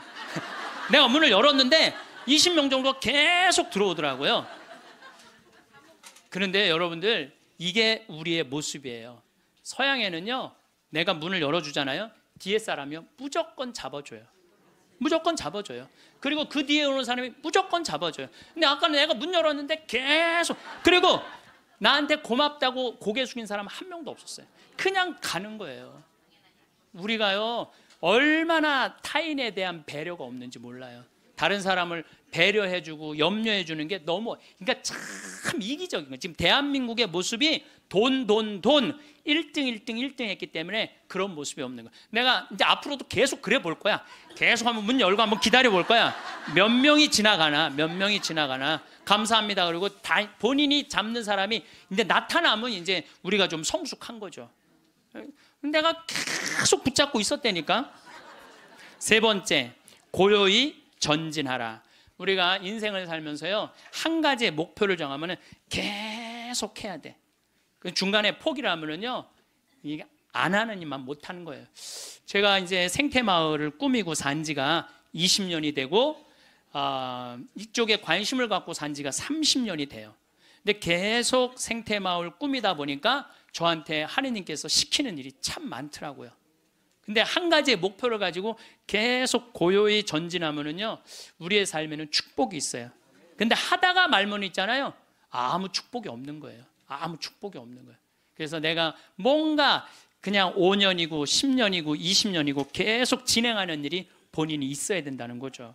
네 번째, 건강하게 쉬어라. 우리 교황님이 참 멋있어요. 노를 때 건강하게 노르라는 거예요. 그러니까 노는 게 중요해. 노는 게, 여러분들 노는 게 하나도 안 중요할 것 같죠? 그거는 돈 있는 사람들의 사치일 것 같죠? 나는 니마 그 강을 건너지 마오에 그 할머니 할아버지들 돈 많아요, 적어요? 돈 많은 분들이 아니에요. 근데 어때요? 참 행복해 보이죠? 자식들이 중간에 와서 싸우긴 했지만 인간극장에서 보면요, 자식들도 참 건강해요. 손녀가 와갖고 결혼한다고 절도 하고 굉장히 건강한 집이에요. 그래서 나는 그 할머니 할아버지가 이렇게 손을 잡고 이렇게 가시는 모습을 보면서 저게 바로 건강한 거다. 둘이 얼마나 재미나게 살아요. 여러분들, 우리 할머니 할아버지들 한 집에서 어때? 막 맨날 싸우죠. 근데 늙어서는 싸우는 것도 재미야. 싸우지까지 않으면 무슨 재미로 살아, 둘이서. 싸우는 것도 재미예요. 근데 놀 때 건강한 놀이 문화를 만들 필요가 있는 거예요. 자기 취미 생활을. 우리 생태마을의 직원들이 이렇게 보면은 이제 생태마을에서 살면서 사는 게 즐거운 게 있는 것 같아. 그래서 건강하게 노는 법을 배우는 것 같아. 건강하게 노는 법을. 그래서 이번 9월 15일부터 9월 30일까지는 미국 횡단 여행 간다니까, 우리 직원들이 15일 동안.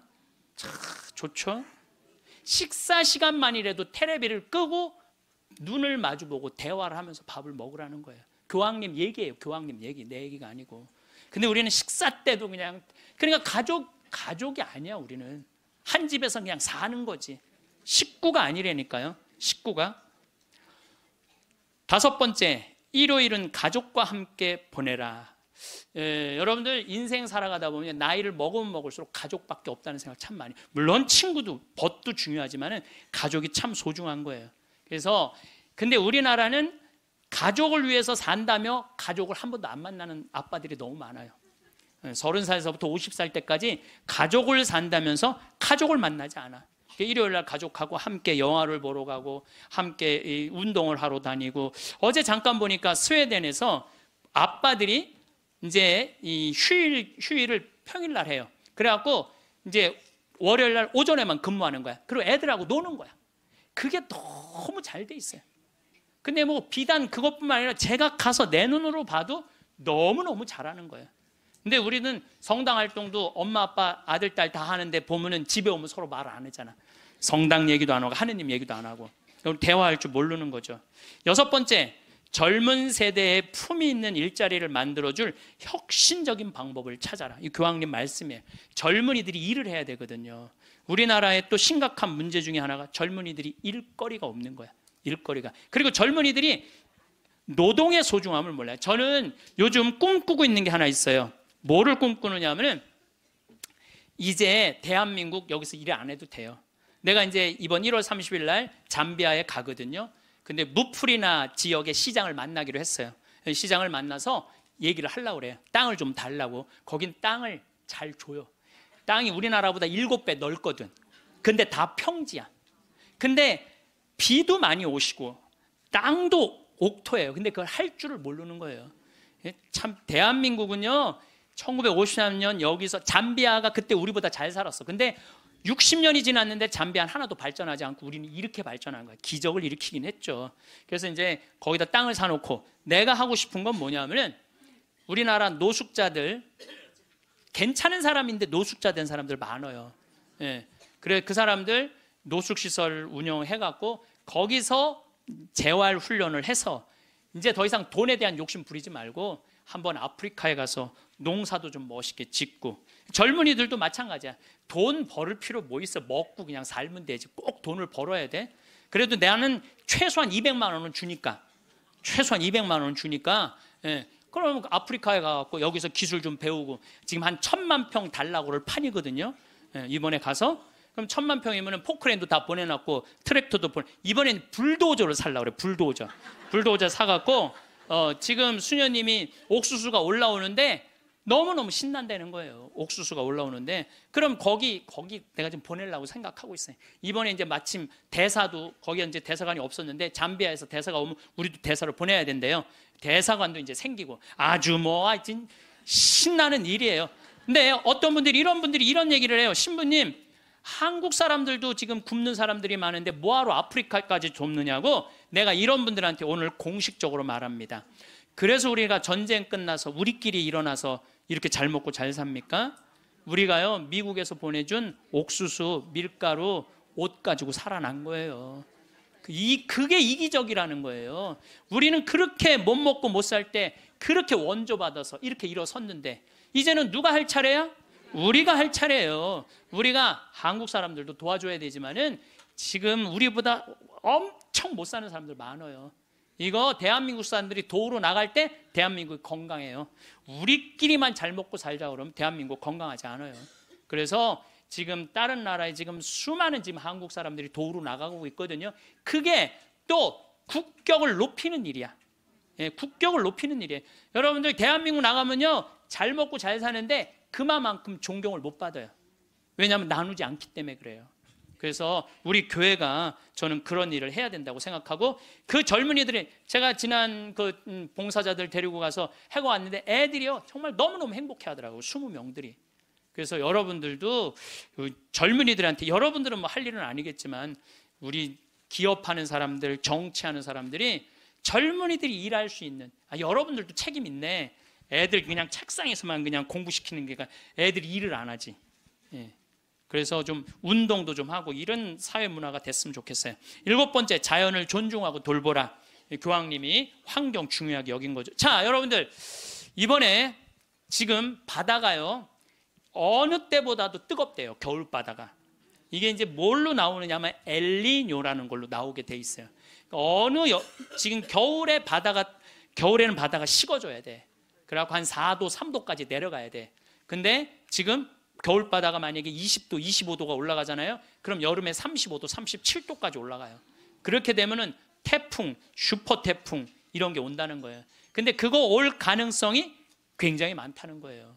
그리고 지난 11월은 역사상 가장 더운 11월이었대요. 근데 여러분들 잘 모르죠. 이게 지금 어떻게 이렇게 돌아가는지 저렇게 돌아가는지. 우리가 자연을 사랑할 때 자연도 나를 사랑해줘요. 우리가 자연을 괴롭힐 때 자연도 나를 괴롭히게 돼 있어요. 8번째, 부정적인 생각에서 벗어나라. 다른 사람을 험담하는 것은 자존감이 낮다는 거예요. 이 교황님이 참 말씀 잘하셨어요. 다른 사람 험담하는 사람 중에 인격 훌륭한 사람 봤어요, 여러분들? 다른 사람 막 욕하는 사람들 인격 훌륭한 사람 없어요. 그러니까 남을 칭찬하는 사람이 인격이 올라가는 거예요. 여러분들, 바다가, 우리 강물이 바다로 내려가죠.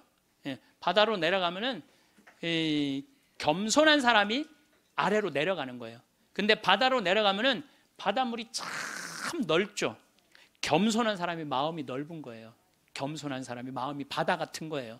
그래서 내가 이렇게 종재기 같은 가슴으로 이 사람도 욕하고 저 사람도 욕하고 매 입만 열면 남 욕하는 사람, 이 사람은 마음에 기쁨이 없는 사람이야. 그래서 이렇게 있으면 막 누구는 어떻고 막 참 많이 들려요.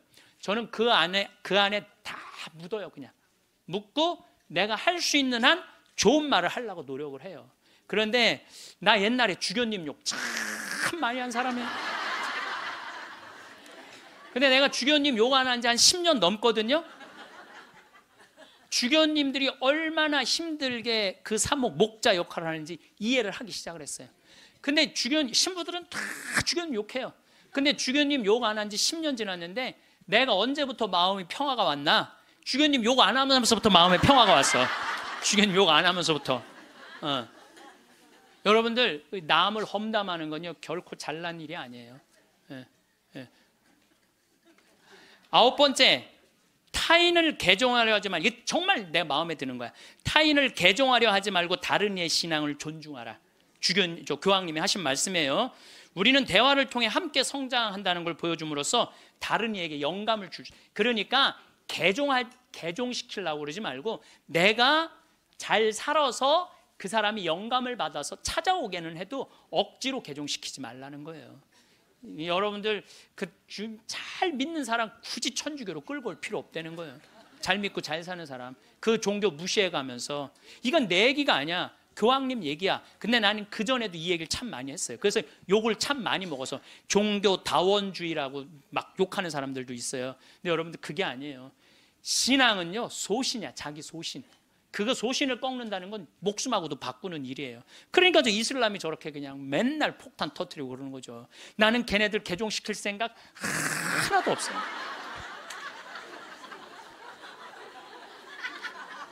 교황님이 뭐라고 그러냐면 모든 일 가운데 최악은 개종이다. 교회는 개종이 아니라 교회가 보여줄 수 있는 매력을 통해 사람들이 동참하도록 성장해야 된다. 그 얘기를 교황님이 하셨어요. 그래서 우리 천주교 좋아. 그래, 개종시켜놨더니 와서 보니까 좋은 거 하나도 없고 말씀도 없고 신앙도 없으면은 그 뭐야? 그렇잖아요. 근데 내가 열심히 살고 하느님 기쁨, 복음, 내 안에 기쁨이 막 흘러넘쳐, 내 안에 복음이 흘러넘쳐. 그럼 그 기쁨을 나눠 가지는 사람은, 그거는 바로 그게 교황님이 원하는 거라는 거죠. 10번째, 평화를 위해 일해라. 전쟁이 끊이지 않는 시대에 사는 우리는 평화를 위한 목소리를 내야 된다는 거죠. 평화는 아무것도 하지 않고 가만히 있는 상태가 결코 아니라는 거죠. 그래서 우리들이 평화를 위해서 일하는 거. 여러분들, 우리가 지금 평화를 위해서 일할 수 있는 거 참 많죠. 저는 제가 우리 생태마을 꾸미는 일도 참 행복하고, 우리 교우들한테 건강한 먹을거리 제공하는 것도 행복하고, 잠비아 일 꾸미는 것도 행복하고, 이제는 남미 쪽에 신부들하고 연결을 하고 있어요. 남미 쪽도 우리가 도와줄 수 있으면 도와주는 일도 지금 하려고 지금 추진 중에 있어요. 그래서 일단은 남미에 있는 신부님, 수녀님들한테 프로그램을 내봐라. 그럼 내 1년에 일단은 1,000만 원씩 도와주겠다. 돌아가면서 그렇게 해놨는데 이제 곧 있으면 회의를 한대요. 그래서 편지는 해놨는데 어떻게 될지 모르겠어요. 자, 여러분들, 우리들이 잘 사는 사람이 잘 죽을 수 있는 거예요. 이제 예수님이 십자가에 못 박혀 돌아가시고 3일 만에 부활하셔서 하늘나라 문 열어놓으셨어요. 그 문을 들어가느냐 안 들어가느냐 누구한테 달려있는 거냐면 우리한테 달려있는 거야. 나의 믿음, 나의 삶에 달려있는 거야. 그래서 그 하늘나라가 어떤 세상이 전개될지는 우린 모르지. 바오로 사도 말처럼 지금은 희미하게 보이겠지만 그때는 완전히 잡을 수 있겠죠. 그렇지 않겠어요? 지금까지 그 하늘나라까지 다 상상하지 마세요. 그거 우리가 어떻게 알아? 그 다음 세계는 그 다음 세계에 가서 알아보면 되지. 여러분도 엄마 뱃속에 있을 때 여기 이렇게 될 줄 알았어요? 그렇죠? 똑같은 거예요. 우리가 마지막 하늘나라는 하늘나라 가서 경험하면 되는 거예요. 하느님 온전히 믿고 이 세상 기쁘게 살면은 여러분들 행복한 나날 되고 마지막 날 영광스럽게 예수님 만나서 얼싸 안을 수 있으리라 생각을 합니다. 김수환 추기경님께서 2001년에 독일 어느 노인의 시라는 걸 옮겨 놓으셨는데 내용이 좋아서 마지막 기도로 바치겠습니다. 성부와 성자와 성령의 이름으로 아멘. 세상에서 으뜸인 일은 기쁜 마음으로 나이 먹고 일하고 싶지만 참고 말하고 싶지만 침묵하고 실망스러워질 때 희망을 갖고 마음 편히 공손하게 내 십자가를 지는 일, 젊은이가 힘차게 하느님의 길을 가도 시기하지 않고 남을 위해 일하기보다 겸손되이 남의 도움을 받으며 몸이 약해 아무 도움도 줄 수 없어도 온유하고 친절한 마음을 잃지 말자. 늙음은 무거운 짐이지만 하느님께서 주신 선물, 오랜 세월 때 묻은 마음을 세월의 무게를 담아 마지막으로 닦는다. 내 고향으로 돌아가려고. 이 세상에 나를 묶어놓은 끈을 하나씩 하나씩 끊는 것은 참 잘하는 일이다. 세상에 매어 있지 않아 아무것도 할 수 없게 되면 겸손되이 받아들이자. 하느님께서는 마지막으로 기도라는 가장 좋은 것을 남겨두신다. 여러분은 평소 옷차림에 대해 얼마나 신경 쓰시나요? 나이가 들수록 우리의 젊은 외모는 사라지고 표정도 굳고 옷차림도 허술해지기 마련인데요. 55세인 김명욱 씨는 평소 편한 게 최고라며 등산복 차림이 일상이 되었고 취향 따윈 상관없이 가격이 바로 취향이지라고 외치며 세일과 10일 행사를 적극 활용하는데요. 이런 명욱 씨도 한때는 둘째가라면 서러워할 멋쟁이였습니다.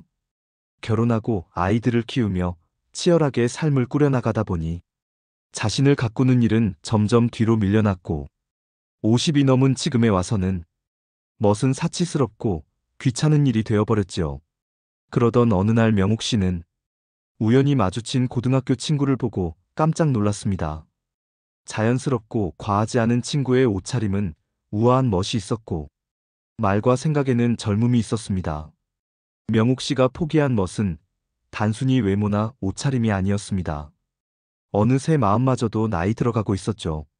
우리가 누군가를 처음 만났을 때 그 사람에 대한 평가는 단 0.1초 만에 이루어진다고 합니다. 이처럼 빠른 시간 안에 형성되는 첫인상은 우리가 의식하지 못하는 사이에도 큰 영향력을 발휘합니다. 옷부터 똑바로 입어라는 조언은 바로 이러한 첫인상의 중요성을 강조하는 말인데요.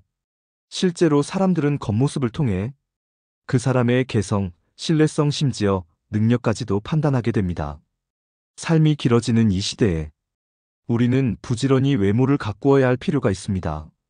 그래야 노년의 품격이 더욱 드러나는 것이죠. 여자가 예뻐 보이려고 화장하듯이 노년은 옷으로 화장해야 된다는 말이 있습니다.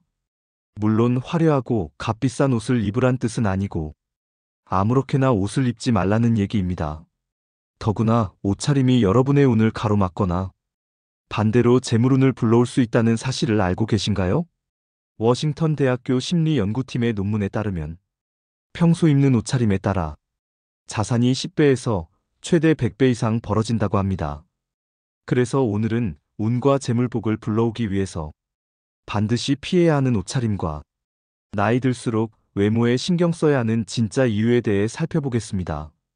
영상 마지막에서는 중노년의 멋을 꽉 붙잡는 3가지 방법도 함께 말씀드리니 영상 끝까지 시청하셔서 품격 있는 노후를 만들어 가시길 바랍니다.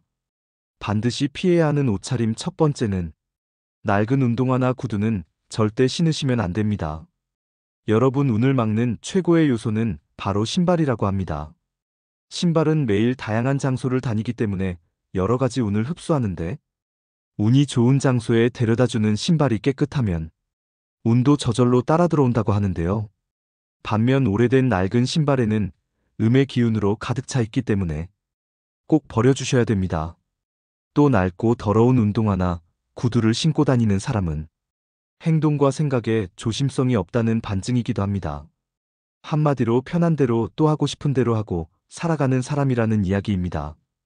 사람은 한 걸음을 걸어도 디뎌야 할 곳과 디디지 말아야 할 곳을 구분하지 못할 것이며 그 사람의 무의식 속에 새겨져 그 사람의 생각과 말, 행동에도 영향을 줄 것입니다. 즉 때와 장소를 가리지 않고 하고 싶은 대로 하는 사람이 될 것입니다. 낡은 신발을 신는 사람을 좋아하는 사람은 없겠지요. 절대 좋은 기회가 주어지지 않기 때문에 인생의 운과 재물 역시 가로막히게 될 것입니다. 신발은 늘 깨끗하게 유지하고 낡은 것은 새 것으로 바꿔주셔야 됩니다. 또한 운동화의 밑창이 다르면 뛰고 걸을 때마다 완충되는 곳이 없어 발바닥과 무릎, 허리가 그 충격을 그대로 흡수하게 됩니다. 그렇게 되면 관절과 척추의 염증을 쉽게 유발할 수 있는데요. 아무리 마음에 드는 운동화라도 밑창에 마모된 곳이 있으면 반드시 갈아주어야 나이가 들수록 허리가 아프지 않습니다. 반드시 피해야 하는 옷차림 두 번째는 색이 바랜 옷이나 늘어진 옷은 절대 입지 마세요. 옷이 늘어나고 색이 바랬다는 것은 이미 그 옷의 수명을 다했다는 이야기입니다. 이는 버려야 할 옷을 입고 다닌다고도 볼 수 있는데요. 이는 나에게 생기가 넘쳐나고 있느냐, 사기가 넘쳐나고 있느냐 하는 문제입니다. 즉, 내가 번영해 갈 사람인지 몰락해 갈 사람인지를 암시하는 중요한 문제라는 것이죠. 또한 세탁소에서 주는 철제 옷걸이도 사용하시면 안 됩니다. 녹이 슬거나 곰팡이, 먼지가 있는 곳은 풍수학에서는 가장 나쁜 것이라고 말합니다. 옷장은 습기가 많은 곳이고 철로 만들어진 세탁소 옷걸이는 시간이 지나면서 녹이 슬기 마련인데요.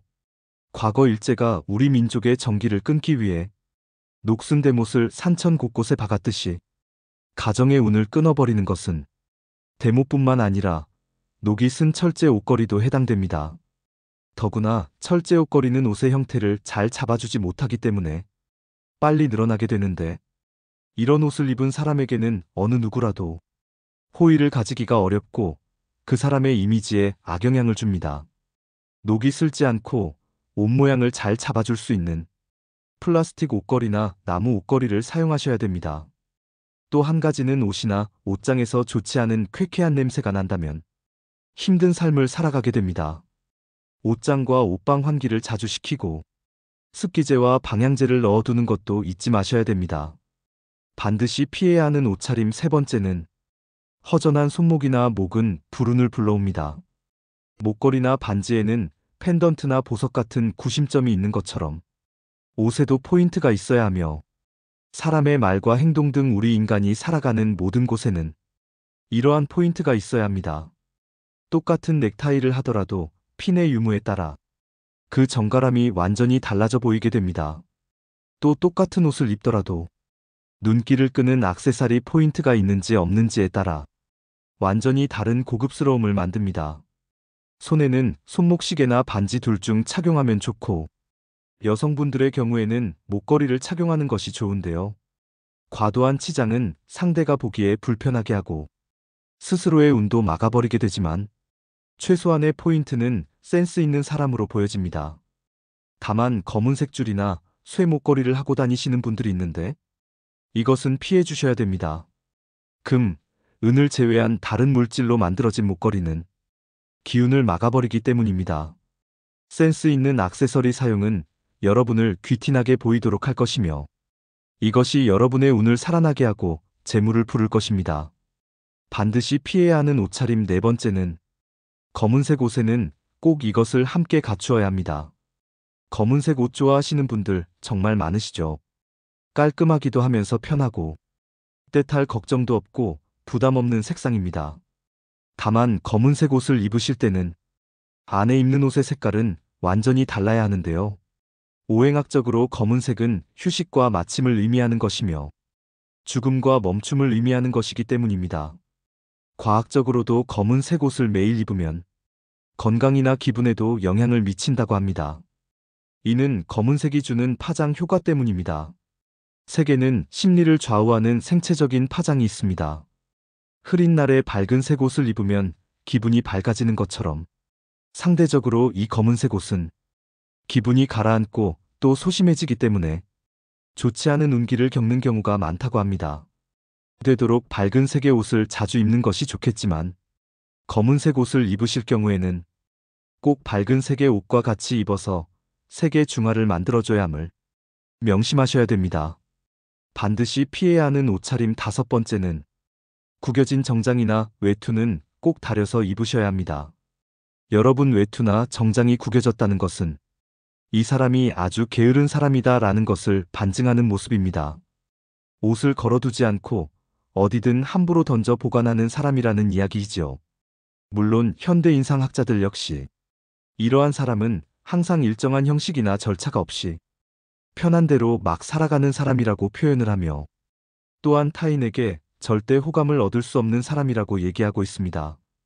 우리 조상님들 역시 그 어려운 생활 여건 속에서도 의복 손질은 항상 정갈하게 하셨고 의관을 정제한다 라는 표현을 쓰시므로 옷차림 하나 삐뚤어지지 않아야 한다 라고 말씀하셨습니다. 물론 이것이 현대로 말하면 정장이나 외투가 됩니다. 생각대로 되고 말하는 대로 된다는 말이 있습니다. 여러분의 생각이 바르고 여러분의 행동이 바르다는 것을 타인에게 보여주는 가장 첫 번째 모습이 바로 정장과 외투입니다.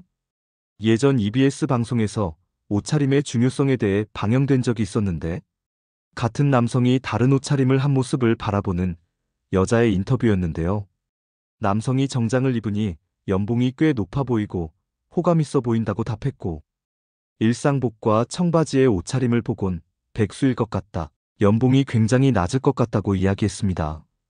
단정한 정장이나 외투의 옷차림은 우리의 외모뿐만 아니라 자아를 표현하고 자신감을 높여주는 중요한 요소입니다. 올바른 스타일의 옷을 선택하고 입는 것은 우리의 자아를 발전시키고 다른 사람들과의 소통을 원활하게 만들어줍니다. 우리의 삶에 긍정적인 변화를 가져다 줄 수 있는 중요한 부분이라고 할 수 있습니다.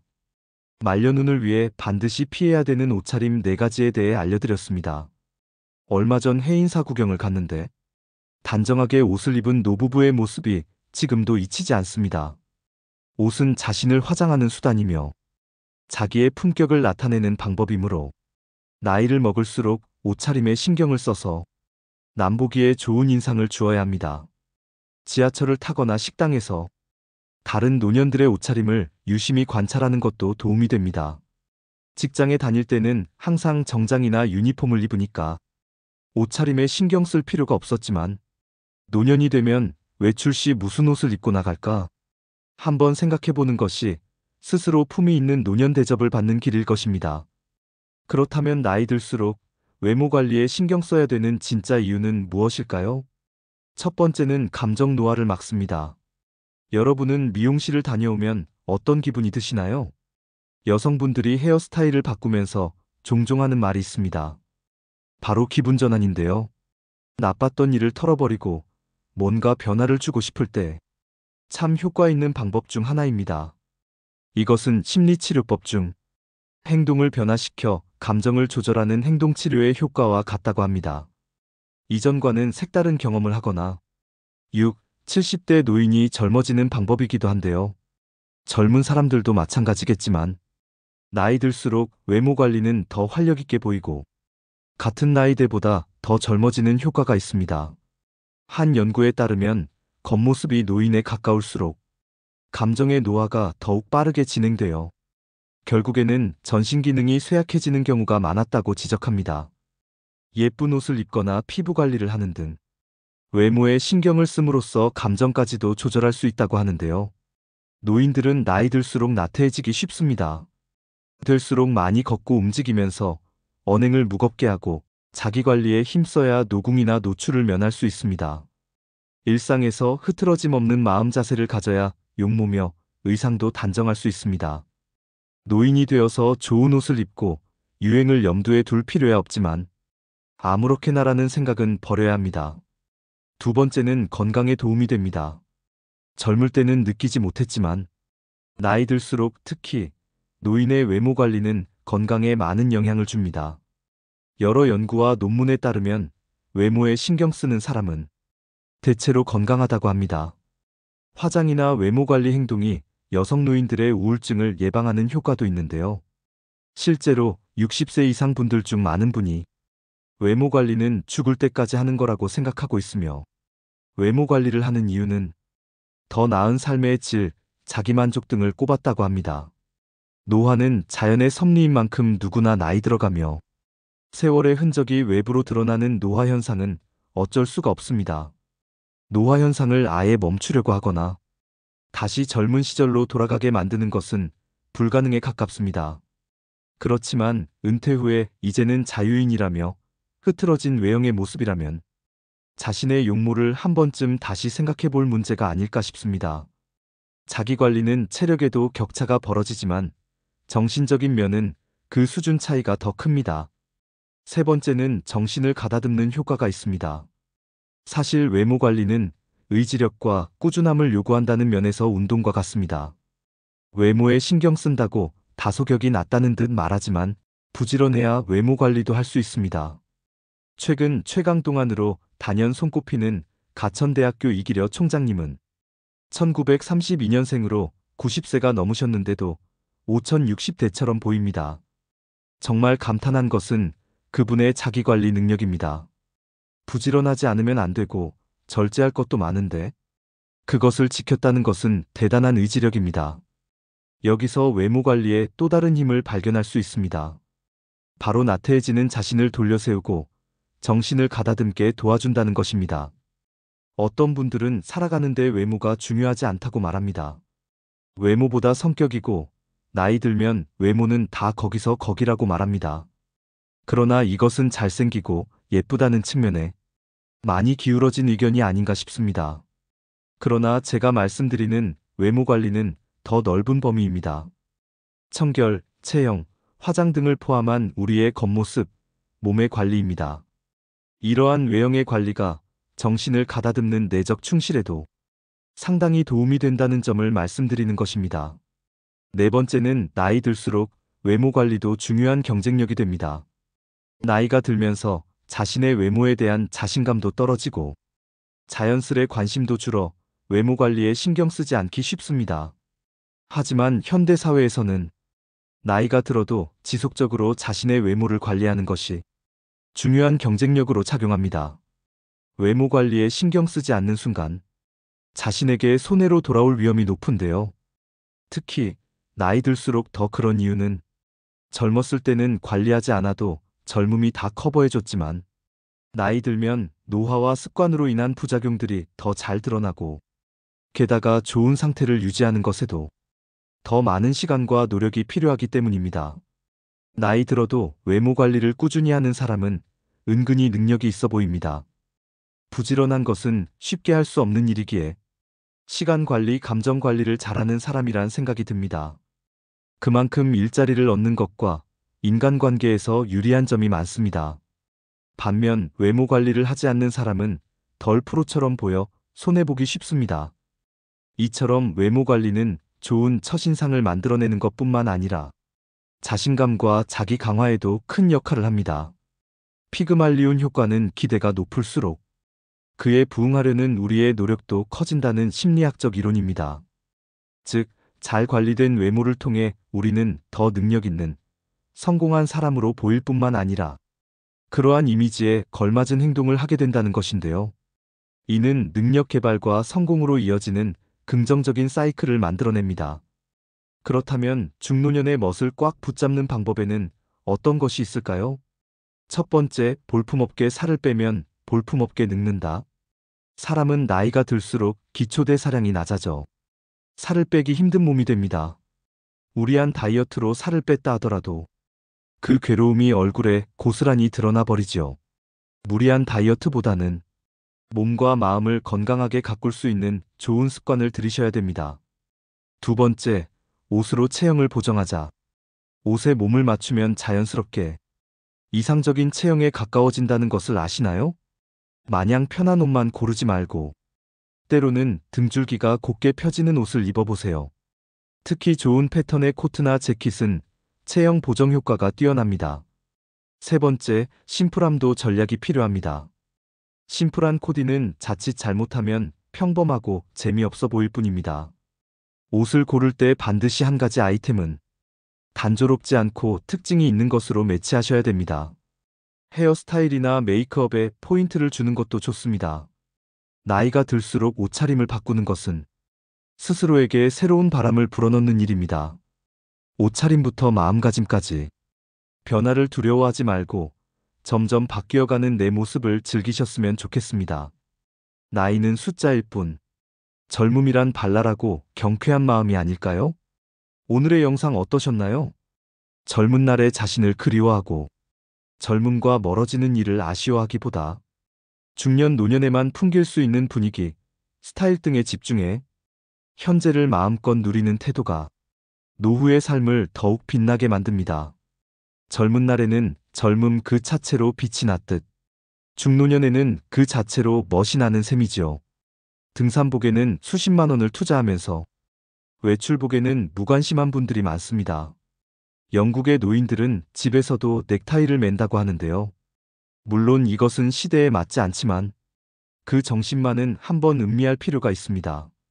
물론 외면뿐 아니라 내면도 함께 가꾸는 일은 인생 후반기에 품격을 더하는 가장 좋은 방법일 것입니다.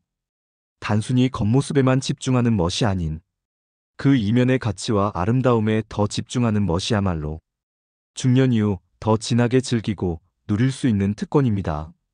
여러분은 외모가 중요하다고 생각하시나요? 많은 사람들이 외모보단 마음이 중요하다고 말합니다. 하지만 말은 그렇게 하면서도 정작 대부분은 외모를 보는데요. 상대방의 깊이를 알기 전까지는 첫인상이나 외모가 신뢰를 형성하는데 결정적으로 작용하는 것은 부정할 수 없습니다. 외모가 경쟁력이라는 말을 한 번쯤은 들어보셨을 겁니다. 이처럼 세상을 살아가는 데 있어서 외모는 정말 중요한 요소 중 하나입니다. 외모가 주는 이점은 남들보다 앞선 출발선에 설 수 있다는 것입니다. 어떤 연구에 따르면 능력이 같아도 잘생긴 사람은 못생긴 사람보다 임금을 10% 더 받는다고 합니다.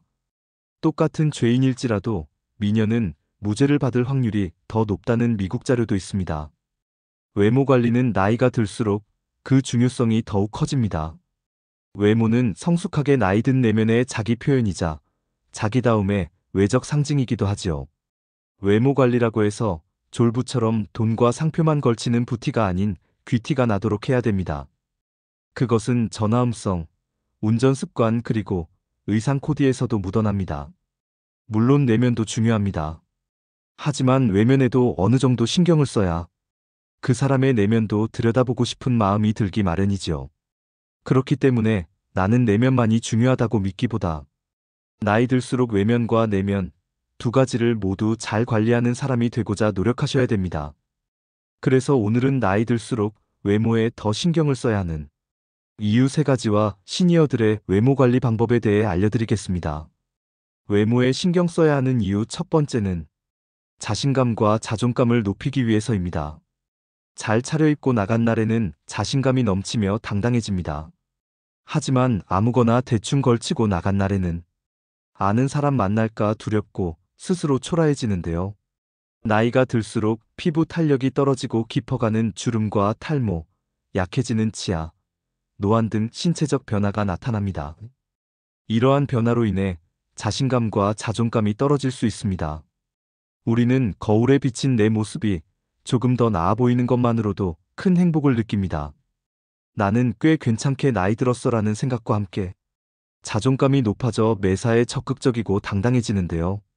이렇듯 외모는 개인의 정체성에 절대적인 영향을 미치며 기분이 좋아진 외모는 자신에게 보내는 긍정의 신호로 작용합니다. 일상에서 외모가 전혀 관리되지 않은 사람을 볼 때 부정적인 인상을 느끼는 이유는 그 모습이 스스로를 소중히 여기지 않다고 생각되기 때문입니다. 자신을 방치하고 가꾸지 않는데도 늘 당당하고 자신감 넘치는 사람은 절대 없습니다.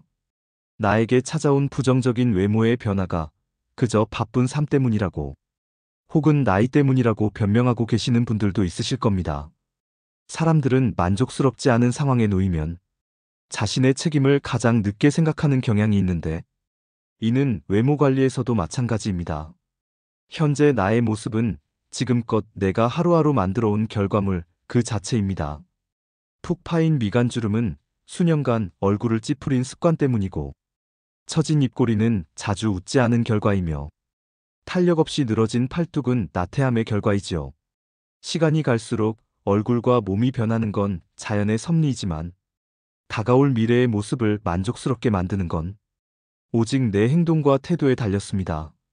자신에게 만족하는 사람에게서는 늘 기분 좋은 에너지가 느껴집니다.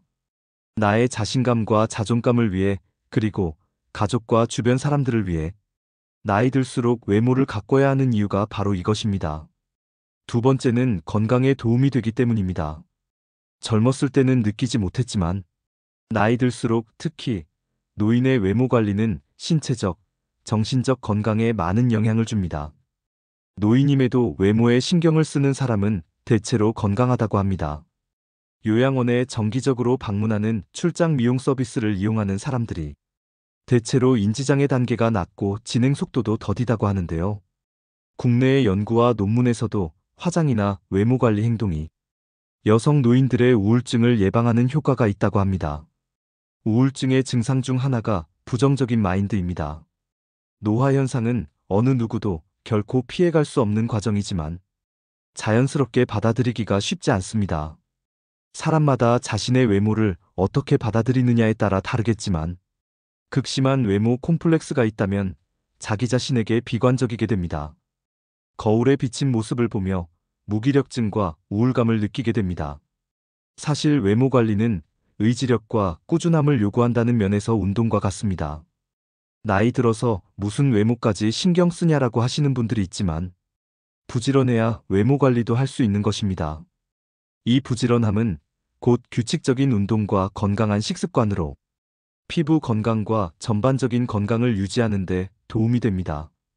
또한 스트레스를 해소하고 심신을 안정시키는 데 도움이 됩니다. 이로써 삶의 질도 향상되는 결과를 기대해 볼 수 있습니다. 그래서 단순히 외모 관리는 외모를 가꾸는 것 이상의 의미를 가지고 있습니다. 최근 최강동안으로 단연 손꼽히는 가천대학교 이기려 총장님은 1932년생으로 90세가 넘으셨는데도 5060대처럼 보입니다. 정말 감탄한 것은 그분의 자기관리 능력입니다. 부지런하지 않으면 안 되고 절제할 것도 많은데 그것을 꾸준히 지켰다는 것은 대단한 의지력입니다. 여기서 외모 관리에 또 다른 힘을 발견할 수 있습니다. 바로 나태해지는 자신을 돌려세우고 정신을 가다듬게 도와준다는 것입니다. 마음이 귀찮아지면 몸도 따라 귀찮아집니다. 마음이 늙으면 몸도 따라 늙습니다. 하루 종일 집에서 뒹굴거리다가도 깨끗하게 샤워를 하고 나오면 기분이 상쾌해지는 것을 느낄 수 있습니다. 마음이 행동을 지배하는데 행동이 또 마음을 지배하기도 합니다. 행복해서 웃는 것이 아니고 웃으면 행복해진다는 말도 있지요. 이처럼 외모에 신경 쓰면 감정까지 조절할 수 있습니다. 어떤 분들은 살아가는데 외모가 중요하지 않다고 말합니다. 외모보다 성격이고 나이 들면 외모는 다 거기서 거기라고 말합니다. 그러나 제가 말씀드리는 외모 관리는 더 넓은 범위입니다. 이러한 외형의 관리가 정신적, 육체적 건강에도 상당히 도움이 된다는 점을 말씀드리는 것입니다. 세 번째는 후광 효과로 인한 신뢰감을 줄 수 있기 때문입니다. 어떤 사람이 서울대학교를 나왔다고 하면 우리는 그 사람이 성격도 좋고 인성도 좋고 성실하며 여러 가지 긍정적인 성격을 가졌을 것이라고 판단을 내리게 됩니다. 이렇게 서로 관련 없는 특성들을 관련 있다고 잘못 판단 내리는 것을 후광 효과라고 하는데요. 이런 후광 효과가 가장 잘 나타나는 곳이 바로 외모입니다. 외적 매력이 사회생활에 유리하다는 점은 부정할 수 없는 사실입니다. 사람들은 아름다운 것을 동경합니다. 연예인으로부터 신비함을 느끼는 이유도 수려한 외모 때문이지요. 심리학 연구에 따르면 사람들은 깔끔한 외모를 가진 사람을 보면 자동으로 능력 있고 친절하고 지적인 사람일 거라고 생각하는 경향이 있다고 합니다. 이처럼 사람의 역량을 평가할 때 외모는 능력과 무관하지만 영향력이 큰 평가 요소임을 우리는 이미 본능적으로 알고 있습니다. 그래서 사회생활을 하고 나이가 들수록 외모를 잘 가꾸어야 합니다. 외모는 협상의 도구이자 관계 형성의 중요한 요소입니다. 외모 관리를 등한시할 때 발생하는 문제를 생각해 봅시다. 바스러질 것 같이 상한 머릿결에 마구 엉켜있는 머리 스타일을 한 사람을 보면 부지런함이 느껴지지 않습니다. 피부가 거칠고 푸석한 사람을 보면 삶의 여유가 느껴지지 않고 어딘가 모르게 지쳐 보입니다. 상대방이 나와 가까운 사람일지라도 만날 때마다 헝클어진 모습만 보여준다면 신뢰를 쌓기가 어렵습니다.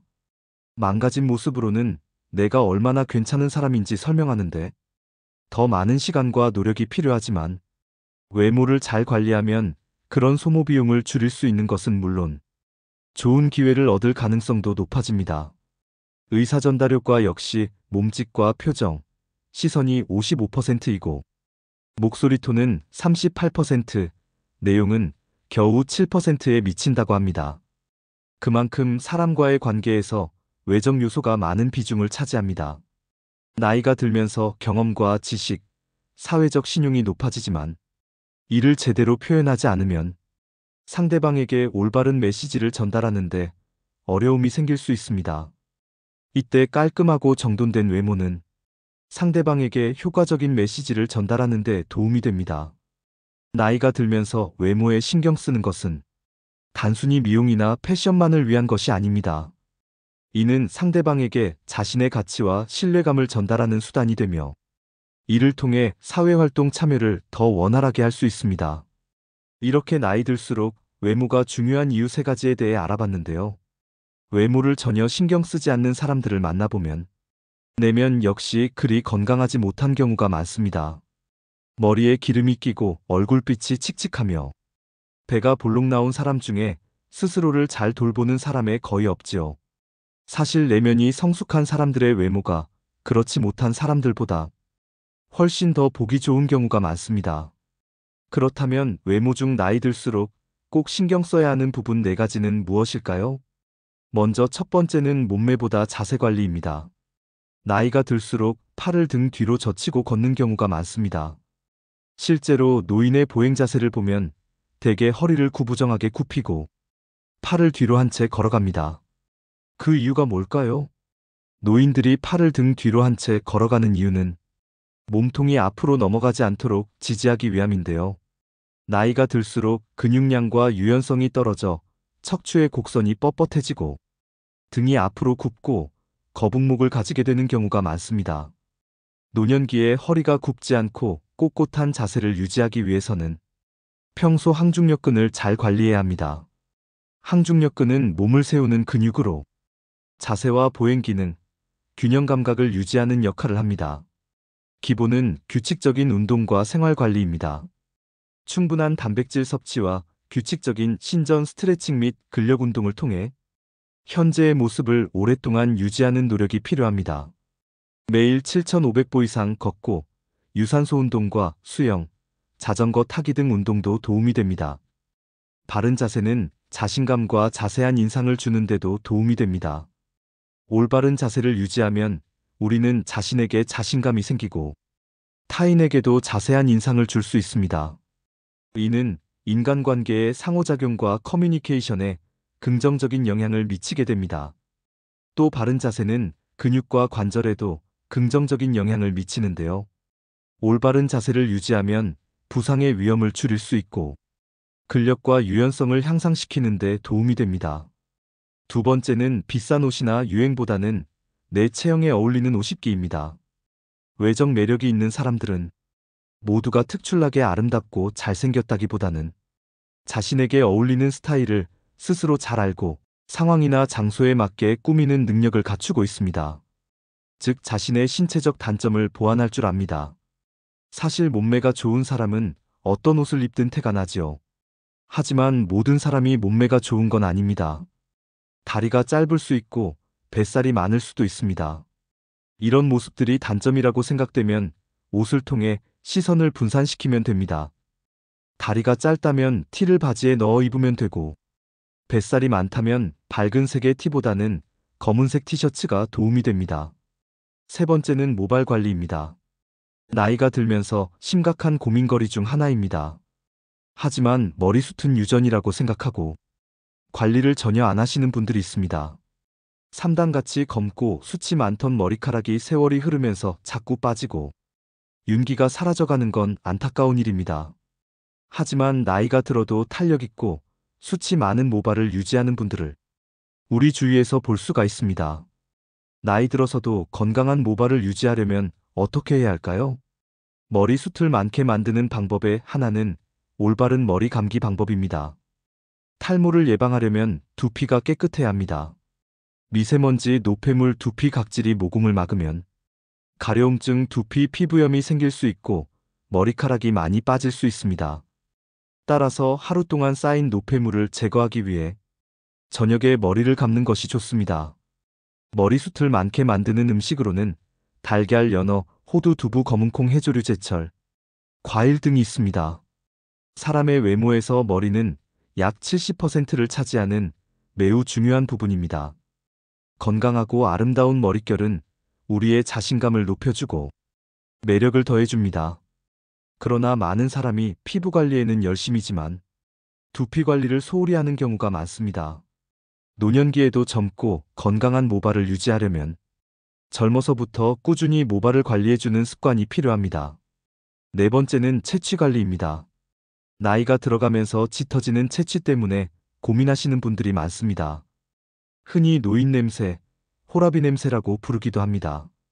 진정한 외모 관리는 시각적 모습뿐만 아니라 향기까지 관리하는 데 있습니다.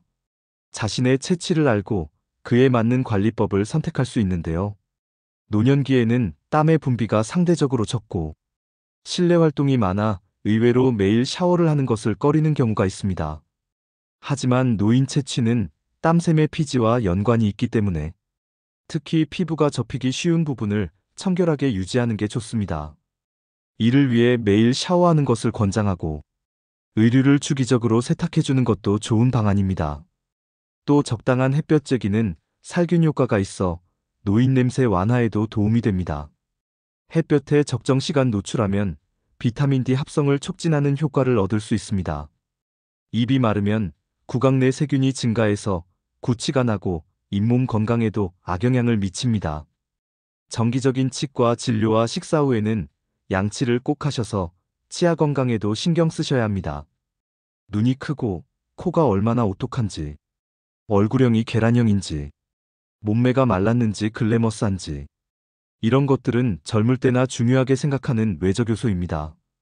그러나 나이가 들어갈수록 그 세부적인 비중이 줄어들고 사람의 전반적인 이미지를 결정하는 이 네 가지만 남게 됩니다. 오늘부터 꼭 실천하셔서 노후의 외모 관리에 도움이 되셨으면 좋겠습니다. 오늘의 영상 어떠셨나요? 외모를 망가뜨리는 가장 쉬운 방법은 편한 대로 행동하는 것이라는 말이 있습니다. 모든 외모 관리는 결국 매 순간 자신의 행동을 선택하려는 의지와 노력으로 완성됩니다.